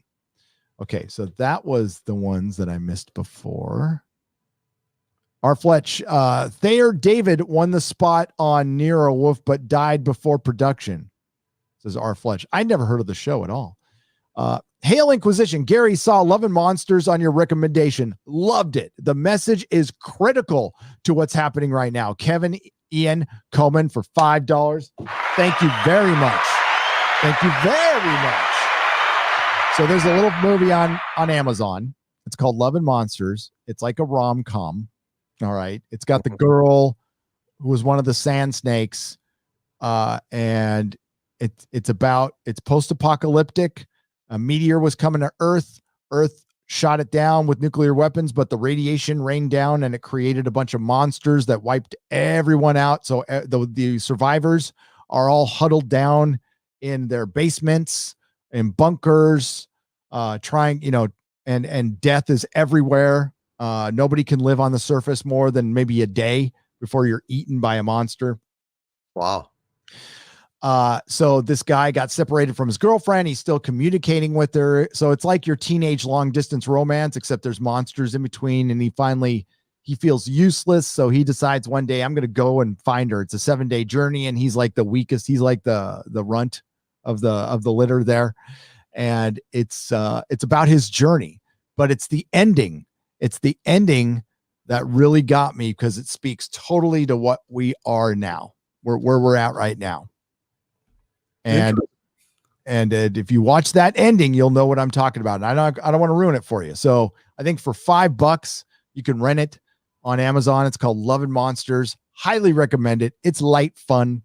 Yeah, there's a little death, but it's light fun. It's got a good dog in it. So if you like dogs, there's a good dog in it. And yeah, it's a clever movie. It's a clever movie. I watched it on Christmas. Yeah. You should watch it, Doomcock. It's funny. It's funny and poignant, I'll check it out. And I don't think it was meant to be that poignant, but it just happened to come out this year. And the ending really, like, you go, whoa, at that ending. Okay. Well, that's a great recommendation. I will check it out. Just for a change, how's the weather where you are, Nerdrotic and Doomcock? Angry Jedi for $5. Well, Doomcock, how's the weather in the center of the earth? It's always pretty nice, right? Yeah, I mean, it's like pretty temperate down here. Up in my Austin forward base, it's kind of warmer during the day. I mean, like in the upper 60s, lower 70s, but at night it's getting chilly. But the center of the earth is great. Yeah. Escondido is kind of deserty. Oh, this is my wife. Here. I'm just saying hi to her because I haven't talked to her at all today. And it is 52 degrees currently. Thanks for asking. It's 46. It gets cold down here at night. It gets like 30. I know people in the East Coast are like, what are you talking about? For California, it's cold. Okay. And it was 80. It was 80 today. 80 degrees, sunny. There you go. There's your answer. Sorry, I am late. I heard Ultron's voice, James Spader, off camera at the beginning of WandaVision episode 5. Anybody else? No. And I'm going to have to go back and watch that then. Yeah, I didn't notice that. I didn't notice either. Have you read the Empowered comics by Adam Warren, Dark Horse? That's a real, well-written, strong female lead. I have not. I've heard of it, though. Darth Mick for $5. This is going to sound terrible. I am fucking over strong, empowered female characters in comics. It is a trope now. It is so fucking overdone. I could not stomach another one. I've read so fucking many. And this female empowered thing that you're seeing in entertainment now, folks, it's been going on in comics for 10 years. For 10 fucking years. It's like, we get it. We get it. You know what we don't have anymore? Like traditional heroes. That's what you don't see anymore. Yeah. It's men being fucking men. I am sick to death of the Amazing Girl. For one, it started out in the 90s, right? And it was generally guys who were, young, probably weren't getting laid a lot. So they put their ideal girl in a comic and they drew about her. And she was really fucking hot and smart and everything a guy wanted. That's totally normal. And that's fine. And then it evolved a little bit and it got more sophisticated. And that's cool. I mean, it started out with like Tank Girl, right? And Danger Girl. And then it goes on, it gets more sophisticated. But now it's like fucking this. This is what it is. We should have talked about this more, but I'll probably end up doing a video on this. I mean, I don't know how you get a whole video out of a panel. But, yeah, that's tough. But I could certainly talk about everything else going on with the comic industry. I just don't think anybody gives a shit about the comic book industry anymore. I just here in America, they don't. Down. Fans have been beaten down, and what the fuck? Yeah, did you know that this is She-Hulk?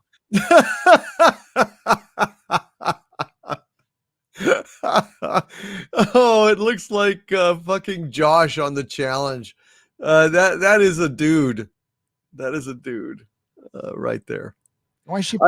What the fuck is the point of having a She-Hulk when there's no difference between the She-Hulk and a regular Hulk? It's just plain Hulk. It's just plain Hulk. I guess the braid. I guess the braid is a intersectional He-Hulk. That's what it is. It's the intersectional He-Hulk, true believers.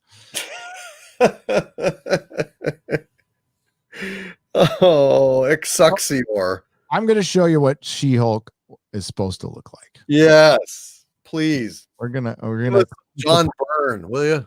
We're gonna cleanse the palate a little bit, ladies and gentlemen. Could definitely stand to something better than that. Female body is a beautiful thing. Okay, it's stuff of the gods, and it should. Is. Yeah, it really is. So there you go. This is John Byrne, a toxic male who I look up to. One of the few I do. My favorite comic artist. I think he is pretty much like Kirby 2.0. Not as good, but damn close. Better storyteller than Kirby, but not as good as an artist. But close. But fucking close. He's a legend. Absolute legend.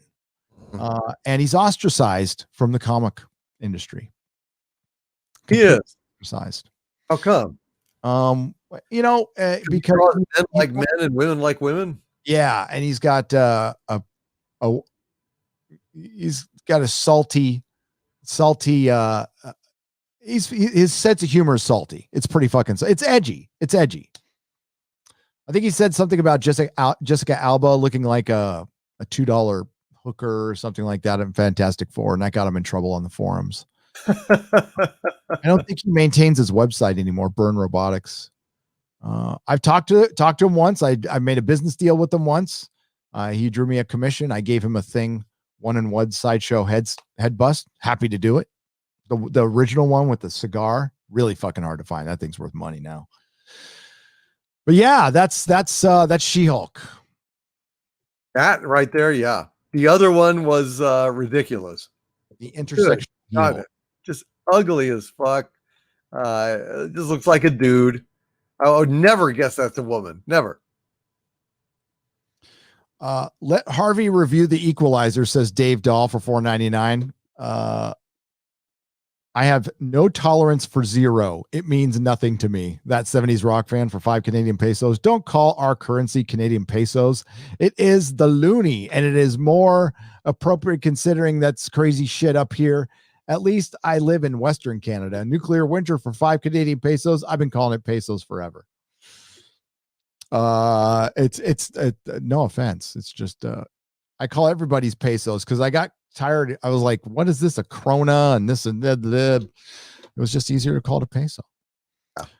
Really love how Kurtz doesn't even mention things like Ferengi, Cardassians, or the Dominion War. No, really, especially considering now he's mutilated the series so far. The Shadow for $10. The Shadow knows. Yeah, he doesn't mention any of that shit because he doesn't watch the show. He doesn't watch anything about it. Yeah.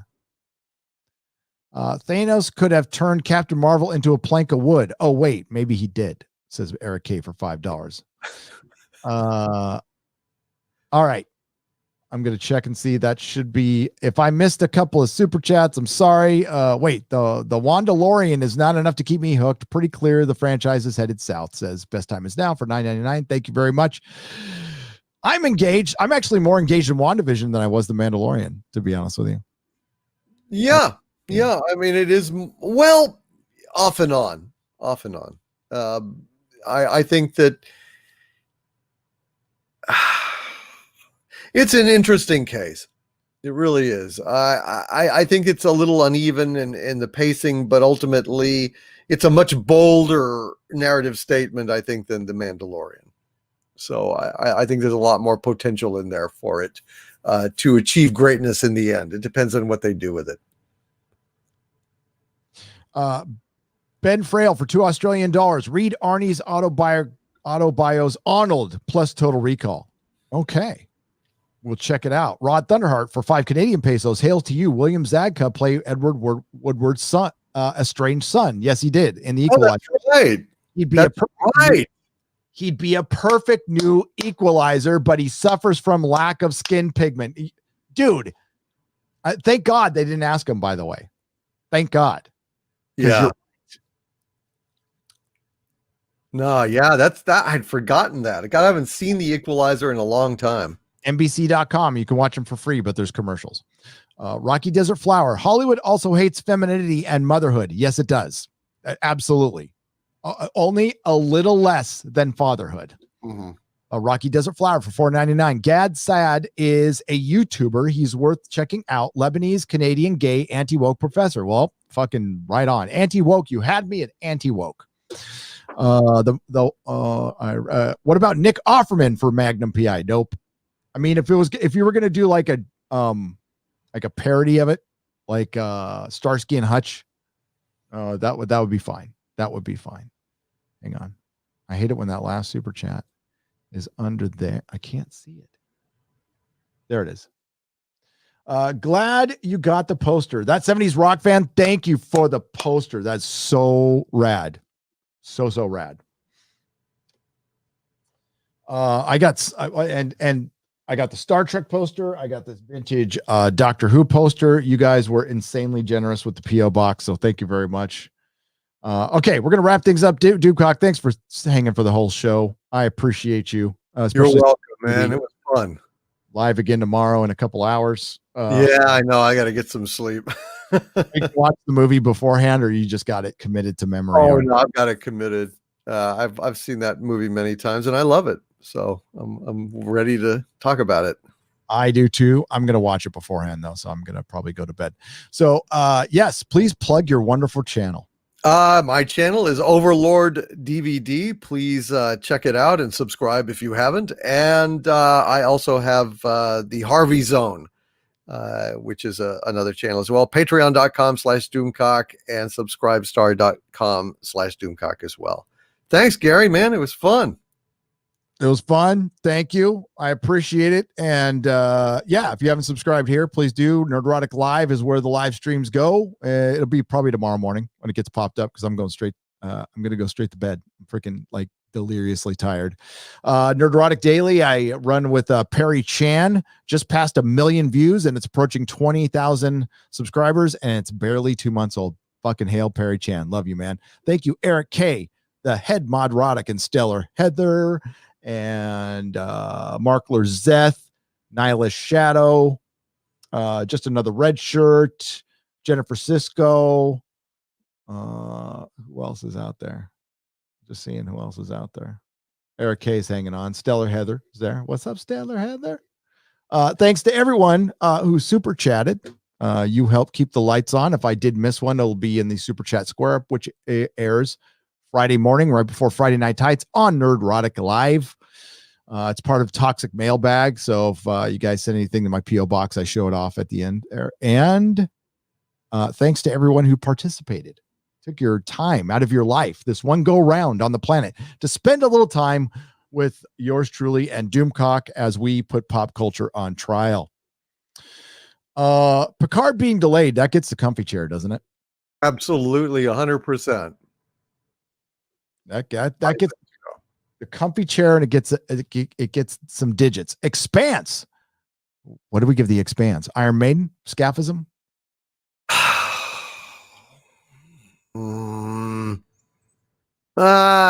Flogging.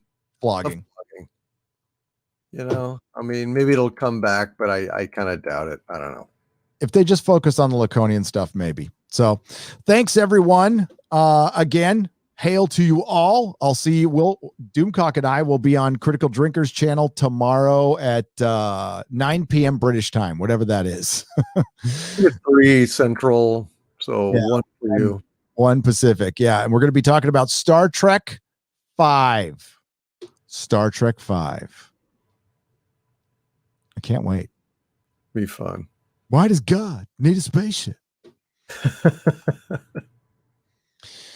Well, I always thought that, God already is in a spaceship and he's the captain, Captain Kirk, the best captain.